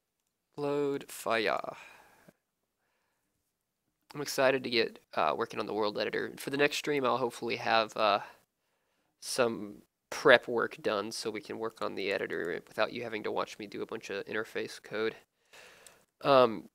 Also, I'm sorry guys, but next week starting Wednesday, from Wednesday for a period of like 7 days, I will not be doing any development because I will be, excuse me, in Disney World with my girlfriend. We are going on a little vacation. So I won't be even bringing my laptop, so I'm not going to be doing any programming that entire week. So there's not going to be a stream that week. And then the next week, I move to San Francisco and start my summer job there at High Fidelity. So I'm probably not going to be doing a lot of development there in the beginning as I get situated. So for like the next 2 weeks, there's not going to be a lot of development. I'm sure some of the other, I think our community manager Patrick was planning on hosting some live streams, and I'm sure probably Matthew and a few other people will probably join him and kind of chat with y'all, maybe play around with the game or something, y'all could tune in with that. I'll try to comment on the forums every now and then while I'm on vacation, but I sort of promised Katie that I wouldn't be doing any work during the vacation, so I'm going to try to stay away from that. Um, let's see, are we having wind? Yeah, a little bit, I think. It's just not very substantial. Let's get this to break. Come on, burn, baby. Let's just increase the wind so it's obvious. 0.3. Should I leave the wind in? I probably should. We'll make it go at a 45-degree angle. Cool, it crashed. Why did that crash? Oh, am I calling this from the OpenGL manager? Ha. Race conditions are a bitch to do. Fix race condition. Should only be touched by physics thread. I just need to pass a message to the physics thread from the main thread telling it to clear its emitters. That's just me doing stuff incorrectly again. But that's okay. We've got the to-dos, so we know it's there. It's actually a really easy fix. We just got to add a new message. Anything specific y'all want to see or want me to work on? If y'all aren't too busy talking about bands in the next hour. Explosions need to create fire. They do, don't they? We could do that. We could, how are we gonna do that? Huh. Well, only some explosions. Like a grenade doesn't really start a fire, right? Because it's a pressure explosion. But a firebomb, like napalm, will start fire. Should we do that today? I can't play this game. Sorry, Diggly Jiggly. It's probably because you have an older computer. Typically, that's the problem. People are trying to play with Windows XP. We don't support Windows XP or anything before it, I don't think. And chances are, if you're on a Windows XP computer, you're not going to be able to run the game. I mean, we're rendering a procedural planet while we're rendering a voxel engine, while we're doing physics and particle effects and all this stuff. If you have an old computer, no matter how much I optimize it, there's a limit to how low we can go. There we go, 45-degree wind. That actually looks a lot cooler. Definitely looks cooler. Look at how neat that is. It would look so much better with sorting and alpha blending. So I will definitely try to do that very soon so you guys can see the sexiness of the fire. And yeah, so there's that. What could we do? What would be fun with emitters that we could do?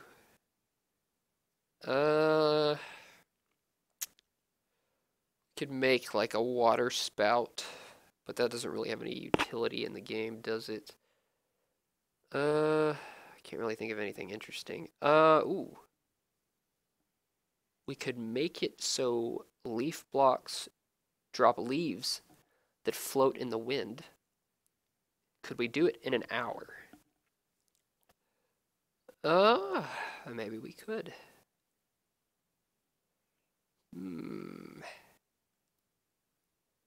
Should we do that? Actually, we shouldn't do it with an emitter. We should do it with random block updates, because otherwise we're going to need to store an emitter for every single leaf block. In a jungle, that's a huge waste of storage. Instead, it's just whenever a leaf block updates, we can make it drop a leaf particle. That's interesting. Should we do that? Let's freaking do it. Let's see what it looks like. Let us see. So, that's what we're going to do. Hopefully, we have 40 minutes. So, first thing we need to do is get a leaf picture. We're going to borrow it from the internet. Leaf texture. These look neat. I like that one. It's huge. Doesn't need to be that huge. I need it to be... It doesn't have transparency. We could just use... Ooh, this one looks neat. Ooh, this one. Let's use this one. Will I get sued? It's just a leaf. Don't sue me for using your leaf. Well, I can't connect, so obviously I'm not going to get sued. Copy image. Let's open up GIMP. Such a funny name for a for an editor. GIMP. Not sure why they chose that. I'm sure it's, what does it stand for? I don't know what it stands for. It's just a funny name. If you know what a GIMP is, you'll know what I mean. New. Let's make it a very small texture, like 64 by 64. It's going to be a very small particle. 64 by 64. Okay. Paste. Okay, how do we do this? Layer, scale, layered image size. That didn't work. Layered boundary size. That didn't work. Or did it? No, it didn't. That did nothing. Scale layer. There. That's what we wanted. And let's rotate it.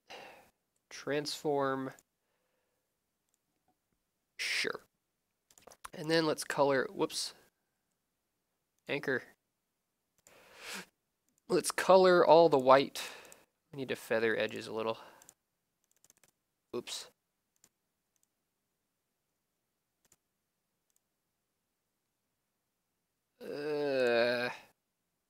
Okay, hang on.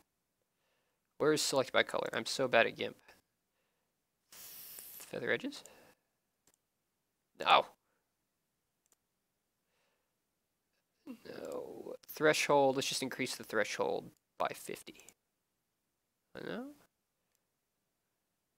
60? I'm just trying to get all those partially white pixels on the edge without getting too much green. Almost there. Oh, that's too much. Yeah, alright. Now we just say color to alpha white. Hooray! Export as. Now we save it as leaf. Projects. So we, in order to do this in 40 minutes, we may need to hard code this. Well, we have 50 minutes actually. Textures. Texture packs. Default. No, we just save it in textures. What am I doing? Textures, and we're going to call it leaf.png. Cool. It doesn't even really look that much like the original leaf, so I don't think we'll get in trouble. Close. Already exported it. Okay. So, are we going to hard code this, or are we going to add a new property? Ooh, that's interesting. What we could do, all right, so let's do it the right way. The right way would be to make it moddable, right? And not hard coded, because that's stupid. So we're going to add a third emitter type. Sorry, not emitter type, but emitter. We're just going to use linear for the leaves for now. We're going to add a third emitter to block data. So right now, we have two emitters. We have emitter and emitter on break. Emitter on break is for when you break something like a bomb, right? You break it, it emits particles. Emitter is whenever you place something. And what we should also do is random emitter, or emitter random is better. And that will be the emitter that emits particles randomly whenever the block is updated, which is perfect for leaves. So let's do that. So first let's go to deciduous leaves, and I have to go to the bathroom again. I'm sorry, I'm drinking a lot of fluids, and I had a lot of fluids before I got here. Decid, because I don't want to have to spell deciduous. Okay, so we're going to say emitter random equals, okay.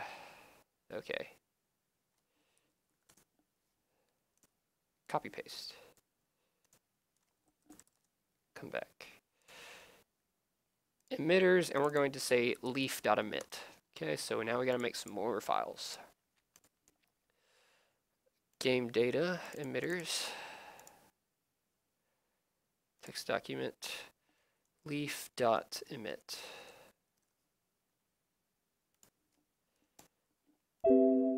Yes, shut up. Oh my god. No. Click edit. Now we need leaf.part.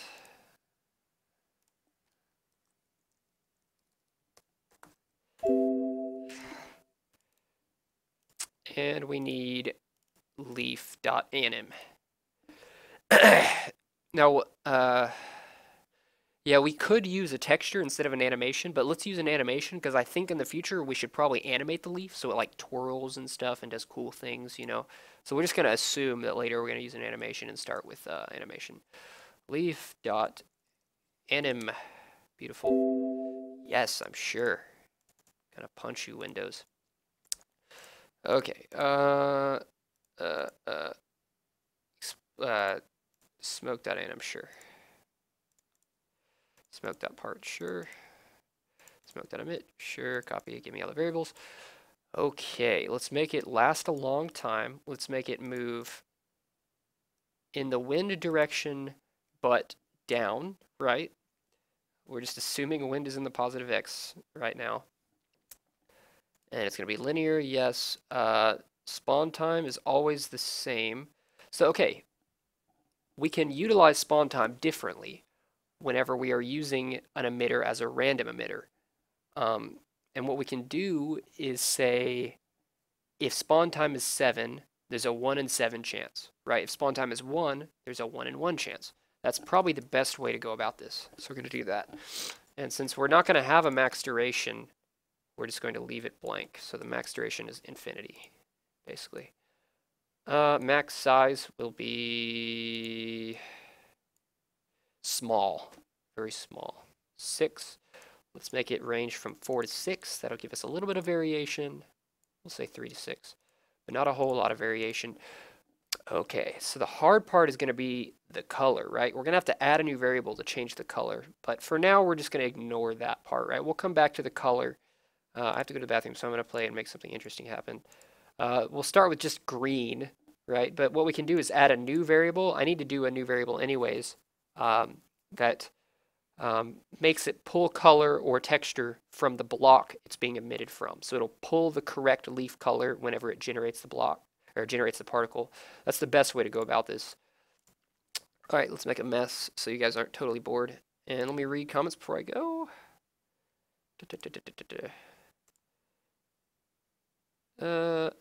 I get the feeling I need to refresh. Wait, here we go.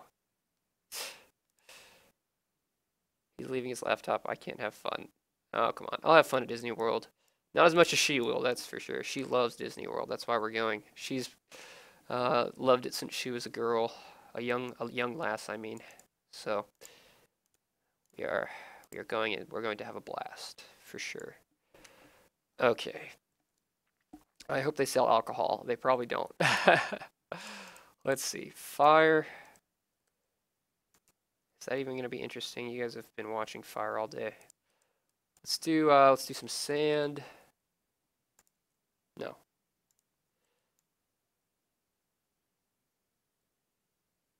Yes.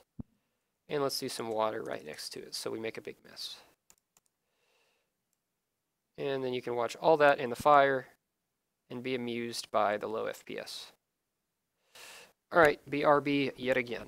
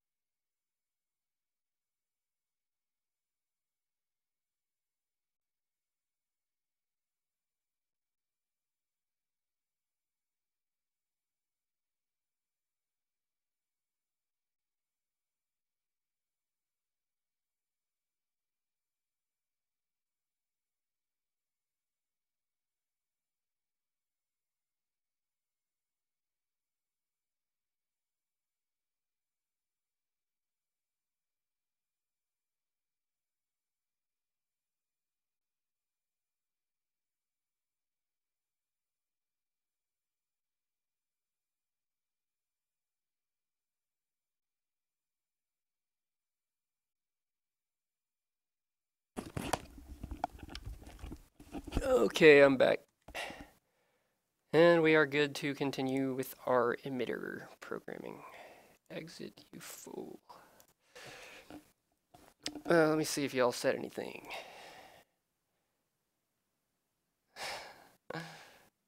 Yep, we only got 30 people watching. We had a lot more viewers on Twitch. I'm wondering if it's because of the day. I would think the weekend would get more viewers, or if it's just because Twitch gets more viewership. Who knows?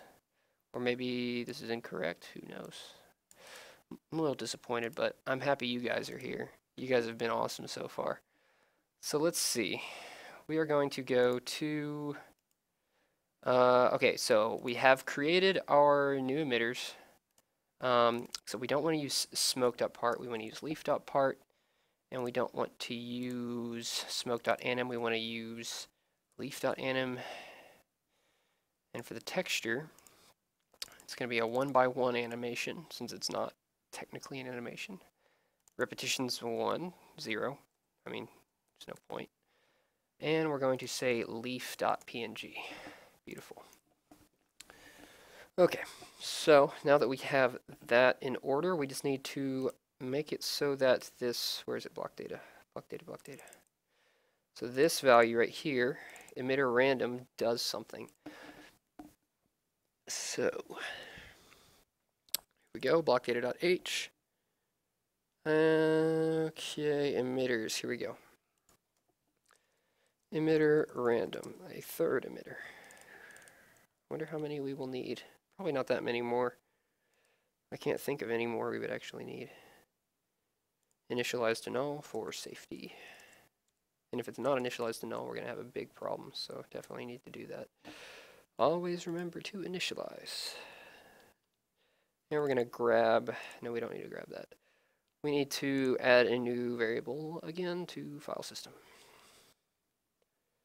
File system.h. I wonder if this stream actually will save. I didn't check anything saying it should save. Emitter, oh wait, this is in block. Any keys. Block any emitter on break. I've got two separate lookup maps here just to kind of split the load, because the bigger your map gets, the slower it gets to look through it, where actually as the size increases, I think the amount of time it takes doesn't increase linearly, definitely not. So it's not really that big of a deal, but I'm doing it just for the sake of doing it because it's easy that way. Whoops. Okay, emitter random. Oh man, I really need to watch my posture. It's so hard to do when you're sitting at a desk. I'm gonna have a messed up back when I'm older. I already have a messed up back. And neck. Getting forward head posture from like slumping over the keyboard all day. Okay, so initialize any maps, block data, any map. Where are our emitters? At the bottom? Yeah, sure. Block.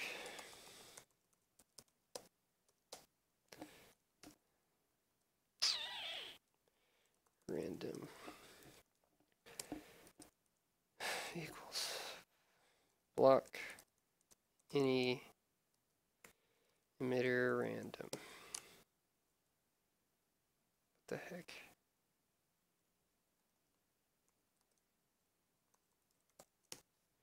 Did that work? Yes. So go to load blocks and just plug this up. Pretty simple. Emitter random. We're just going to load it. You can pretty much just copy paste the code from the other two emitter loading things and then just change it to emitter random. And we actually need a new variable. We need to store the file name so that we can save the block data later. It's kind of important. Random name. We need to be able to resave the block data file. It helps for changing the format really quickly, so you don't have to do it by hand. Or when we're doing the world editor, we're going to have to obviously modify that and save it. So if we save this, we'll be able to output this back to the file later. emitter random name. Okay, I gotta set that up. Initialize u to just the empty string. Cool. And then what we need to do is set you when we load the block. And then also output you when we save the block. And that's file system. So where are we? Close you. Emitter random name. Emitter, and I already did that. Okay, and let's also save this real quick because it's kind of important. Yeah. Grab that. Always remember, just save your stuff. Okay, where am I doing this? Emitter, emitter, emitter, emitter, emitter. Am I blind? I'm always blind. Here we go. Emitter, emitter on break, emitter random. Comes after O.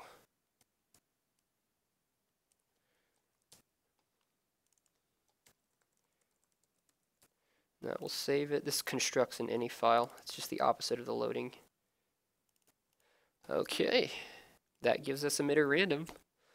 And now all we need to do is check that in our random thingy, our random block update function. And this will emit the particles. Hopefully it worked. We're about to find out if it did or didn't. Okay. So, if get block, no, sorry, blocks b dot, no, oh my god, if I can spell, dot random, emitter random. If that's not equal to null, we're going to do the emission. So particle engine dot add particles, and we'll copy that. We're going to use the overloaded. Sorry. Ooh, okay. We're not going to add an emitter. That's what we've normally been doing. We're actually going to add particles. So we're going to take the emitter. I believe that's overloaded. Should be.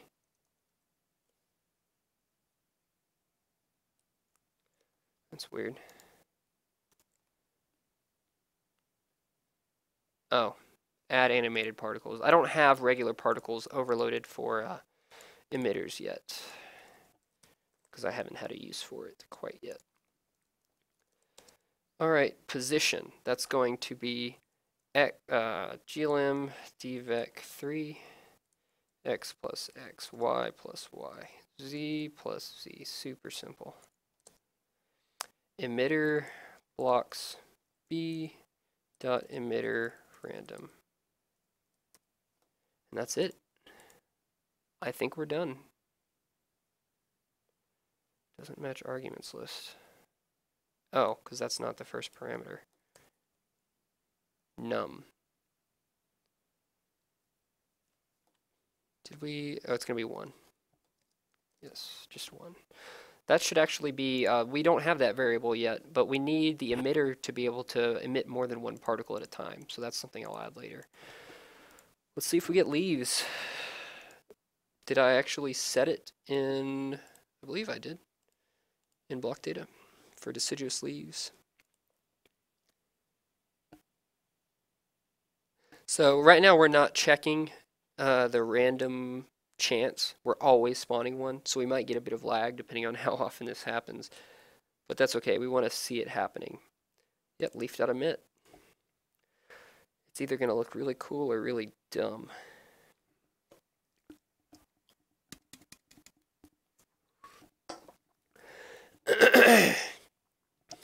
Okay. Fire. Anything interesting going on here? I don't think they can do anything to you for using the texture temporarily. You should only get to law issues if you sold the game commercially. That's what I thought. They could still get mad at me for recording a video, but I'm not even monetizing this video. If anything, they're just getting exposure. Okay. What leaf is this? Leaves jungle. Okay, that explains why this isn't happening. I wonder why everything is using leaves jungle. Who knows? I haven't fixed the tree editor up yet, so obviously that's why. Well, let's just leave that there. That is why everything looks so bad. All the leaves have the same color. The trees are not very good. Once we have the tree editor working, it's actually going to probably turn into a flora editor so we can use it to make cacti. George made these awesome plant concepts for underground biomes. And we've got some really cool desert plants. There's this one called, I think, the desert chalice. It's a big, like, chalice, like, it's like a cup filled with water. It's really, really neat. It, like, collects water from rain, I guess, is the idea. All right, let's see. So that'll be one of the sources of water, because you will die if you don't get your water. Look! Yay! It's amazing. Okay, wait. So all it needs to do now is animate. Also be much longer. Leaf.anim. Alright, fade out should begin 8,000. Duration 9,000. So it'll take 1 second to frame. It will last 9 seconds. That still is probably not long enough, but who cares? I'm so happy. It looks so neat. It just needs a swirling animation. This is why voxel engines are awesome. It's, you can do a lot of really neat stuff without doing a whole lot of work. But then also there's a lot of stuff that you do have to do a lot of work for. I'm just biased. Look. That's amazing. I'm super happy with that.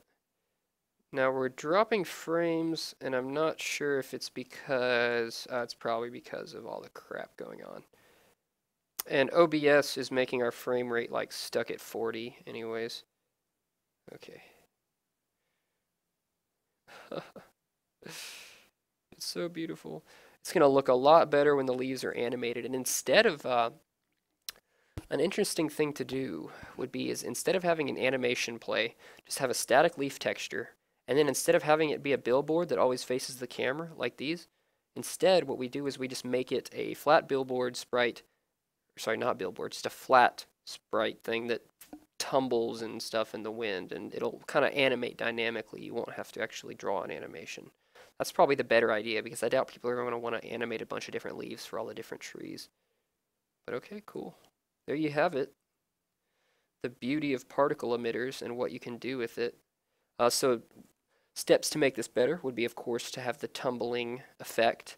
Also, perhaps instead of making them just travel in a linear path, which looks really fake and stupid, we have a special type of particle. We'll call it particle leaf, because that's pretty much the only time you would use it.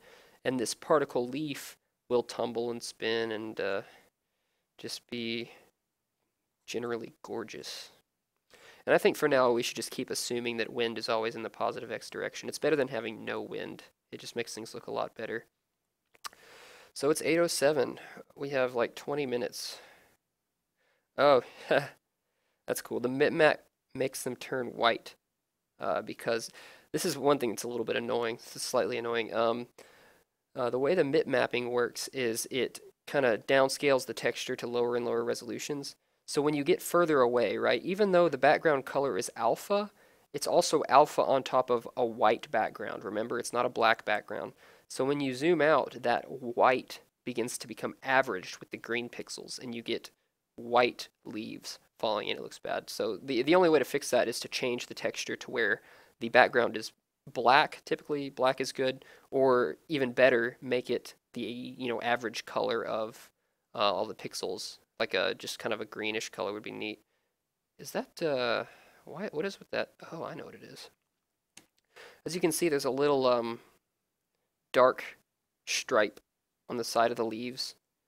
That's because I am currently applying a mask to all the particles, I think, that I should not be applying. But that's okay, I will fix that.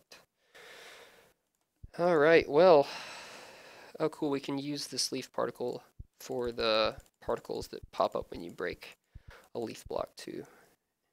Oh, that's so neat. Alright, let's see what you guys are talking about, if anything, because we're pretty much done here. I'm going to stay till 8:30 because that's what I said I would do. Right here.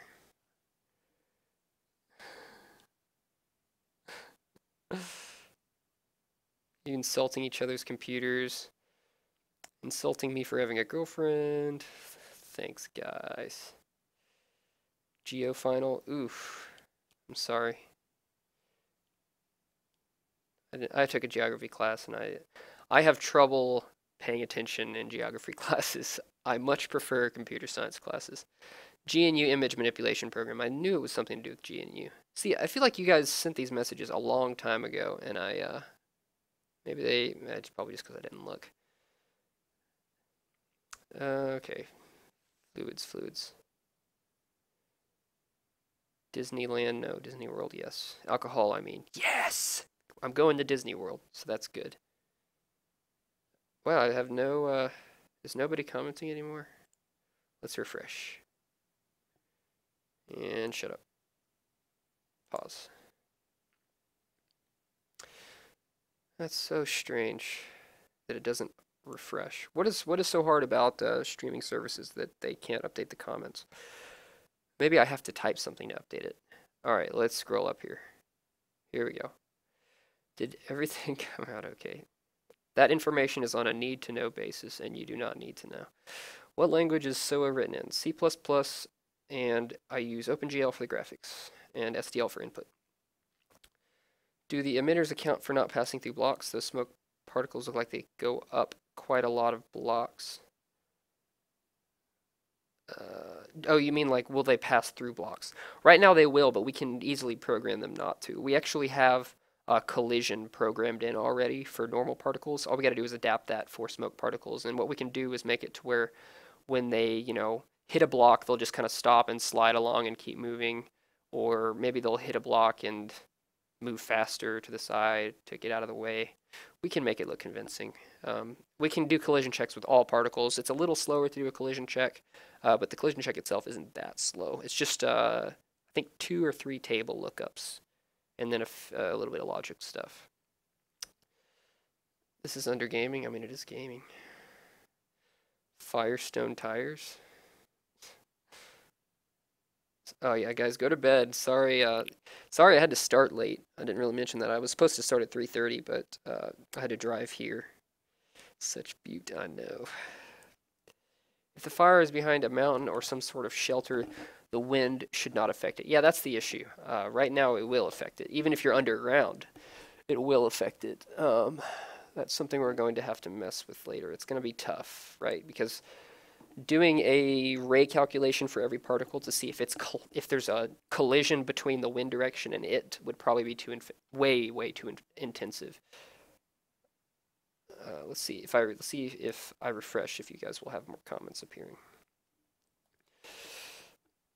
I had to start late. Shut up, man. Nope. Okay. Oh, hi, Coyote. Diggly Wiggly, shut up. Now, what we are going to do is, and I say shut up because you're trying to destroy people's computers. What we should do now, we have 20 minutes. Fly around.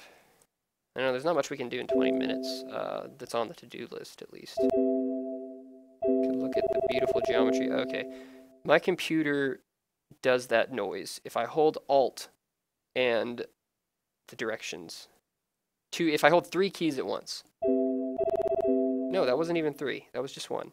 What the hell? Okay, if I have Alt, then D, it yells at me. If I have D, then Alt, it doesn't. So I just have to be sure to hit Alt last for some reason. That's neat, isn't it? Isn't it beautiful? So let's talk about distortion masking a little bit. So as you can see, if I go here, I'm going to show you guys the distortion because I'm sure many of you have already seen it for yourself. It's not pretty. What is that? Is that ocean? Yeah. So let's go into a massive distorted area right here. First of all, the directions are distorted. And that's because, shut up, if I zoom down here, notice those aren't perfect squares. So my front vector and my right vector for the camera controls are not orthogonal anymore. They are slightly off from orthogonal, and that's going to cause me to do this wobbly motion and stuff. When you're on the ground, it shouldn't matter, but when you're in the sky, it might be a little annoying. So we'll probably just disable that whenever you're in spaceships completely. Alt is way too fast. So let's fly down here and show you the beautiful distortion. Let's go over to water because you'll be able to tell. The way we're going to mask the distortion is, as you can see, we have this quad tree LOD all around us, right? It follows the player. We're going to have a second layer of that. Now, this quad tree LOD is on a different coordinate system than the chunk grid. And it's different because you have to do that. You can't perfectly map a chunk grid to a sphere. You can map it to a cube, which is what we're doing, but not to a sphere. So you get distortion. What we're going to do is add a second layer of these LODs right here, the level of detail terrain. That's quad tree as well, probably. And this second layer will be much smaller, right? Maybe extending to like there, and it'll fade into the current terrain and be drawn over top of it, and it will be aligned to the chunks. So when you get down really close, it's perfectly aligned and you don't get the sliding distortion that I'm about to show you. Look at that. See, if I go up and down, you get nasty, nasty sliding.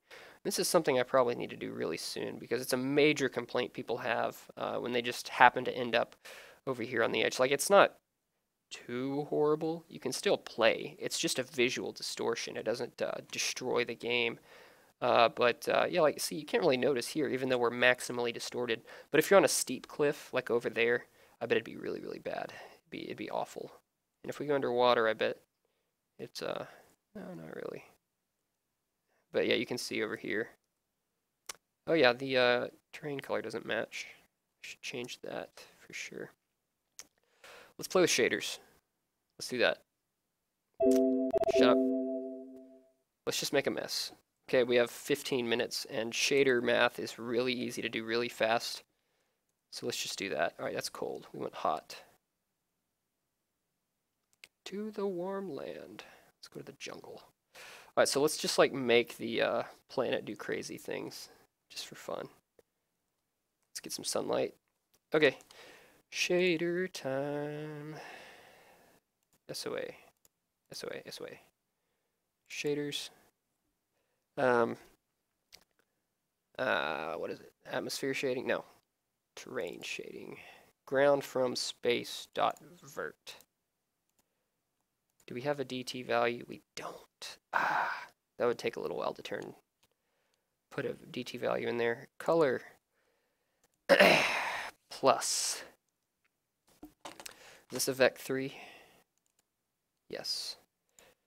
Plus vec3 cosine of, what's the world position? World position. World position dot x. World position dot y. We'll do sine world position dot y.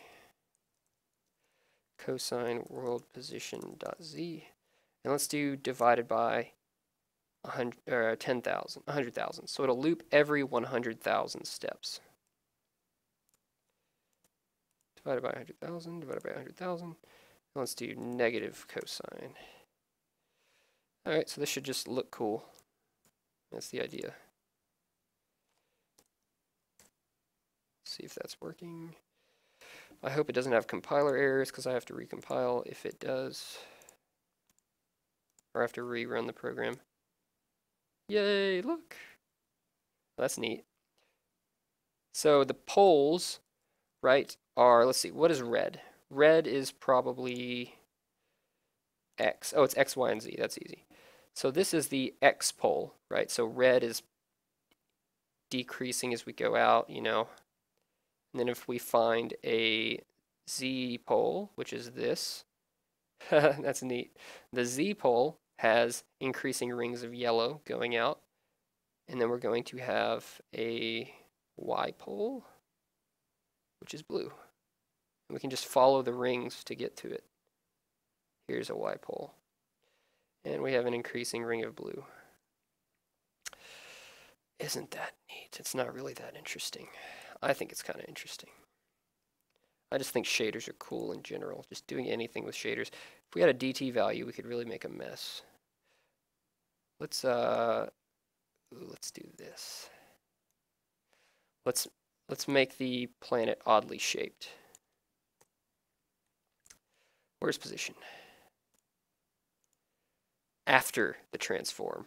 Let's see what this does. I'm not exactly sure what happens in screen space. Error. Damn. I was afraid of that. If you get a compiler error, you have to recompile everything. I probably just forgot a... Oh, I did it before world position. That's the problem. Just gotta do it right here. Alright, reload it. It's probably gonna be impossible to see what's going on if I'm doing it in screen space, because I think screen space is between 0 and 1. What am I doing? What are you doing? Volcanoes into space. Sean, what are you saying please about? I don't know. Can I ban him? No. Well, I think that just blocks him for me.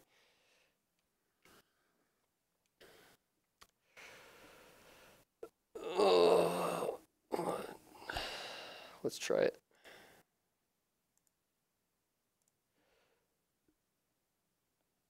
Cool. Now he can't tell you all to destroy your computer anymore. Okay, so that's what happens. That's not that interesting. That's just kind of, let's do it in model space. So let's do this plus, and let's move it to the model space.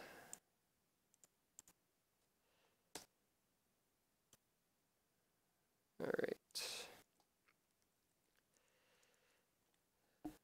Save. And work. Oh yeah, model space is small. So we're going to say plus 10,000 times. Guys, I have no idea what I'm doing, honestly. I'm just trying to make cool stuff happen. If we zoom in, do we see anything happening? A little. Okay, if you look closely, 100,000. Oh, now it's looking weird.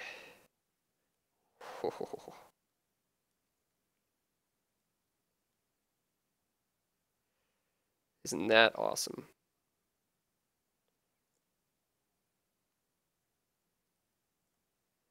It's making waves, and it's doing the same wave pattern that the color was doing. Remember? Because the it's using position for the inputs. 100,000. How about 1 million? All right, it's going to extend out really far. Okay, now you just can't see anything. Now it just looks like one of those balls in a blender bottle, if you know what I'm talking about. Or like a ball of, I don't even know. I don't even know what I'm looking at. Okay, so that was too much. Let's try doing only the X direction and see if it makes it oblong. That's my prediction, that we will get an oblong world. I could be completely wrong. Nope, nope. Oh, that's right, it loops. It loops. We just get rings that are off-centered slightly. That looks weird. Imagine walking on that. It's just a shader effect, so it doesn't actually change anything on the local scale. It just looks kind of cool. Let's make that much larger. 1 million. Oh, wow, that's so cool. And let's increase the period by the same factor. What?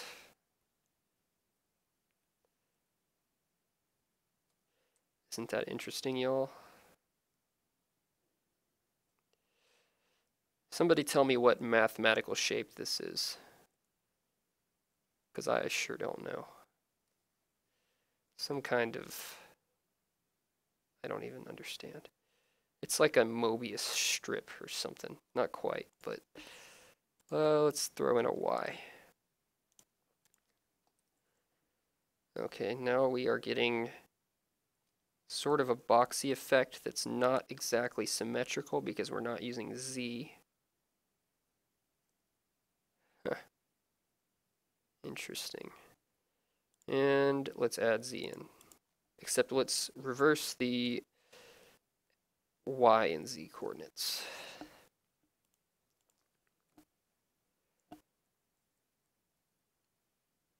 Very interesting. It'd be neat if you could make planets like this and properly map the voxel grid onto it. I bet you could. You just need a really smart mapping equation. You probably get a crap ton of distortion.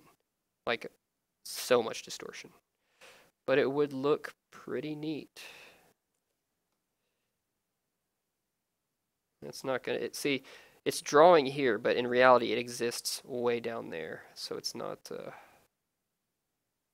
gonna like update its mesh right. But yeah, so we're pretty much at the end of the stream. I guess it's gonna cut off automatically at 8:30. I assume that's what it said. I think it said it does that. Is there anything else we can do? Let me read your comments. Diff stream 3. Ass plug. You know what? Yeah, I guess it could. Hypercube. A 4-dimensional hypercube. The old version of Firefox. Yeah, I'm probably vulnerable. It doesn't update automatically. How am I supposed to remember to update? Nope. Bad++ is amazing. I love it. Definitely do recommend. Well, Digley hasn't been commenting, so I guess blocking him worked. Unless it's only blocking him on my screen, which is quite possible. A 2-manifold. Alright, thank you for educating me. Still don't quite know what that is, but I guess this is what that is. What else can we do? Something interesting. Well, it's got to be position. Can we turn it into a square? Are we smart enough to do that? I say no. We would have to reverse map it.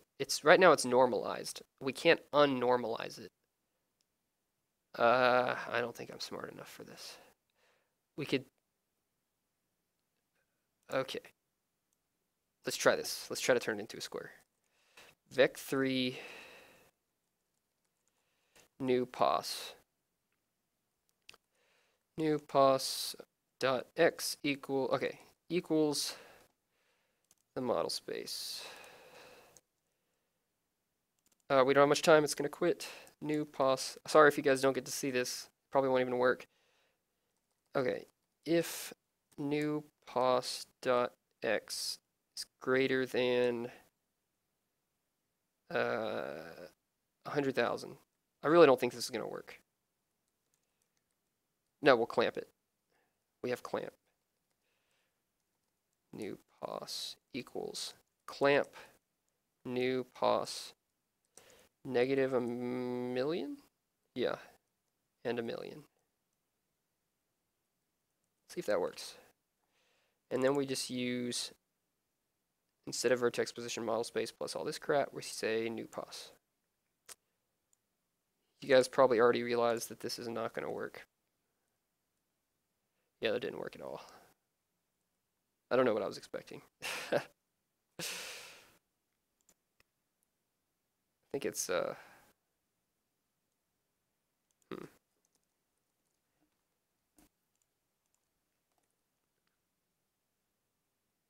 Oh yeah, it's just doing, since it's on the model scale, it's just doing it on a per quad basis, I believe. If I get closer, it subdivides into 4. Yep, that doesn't work.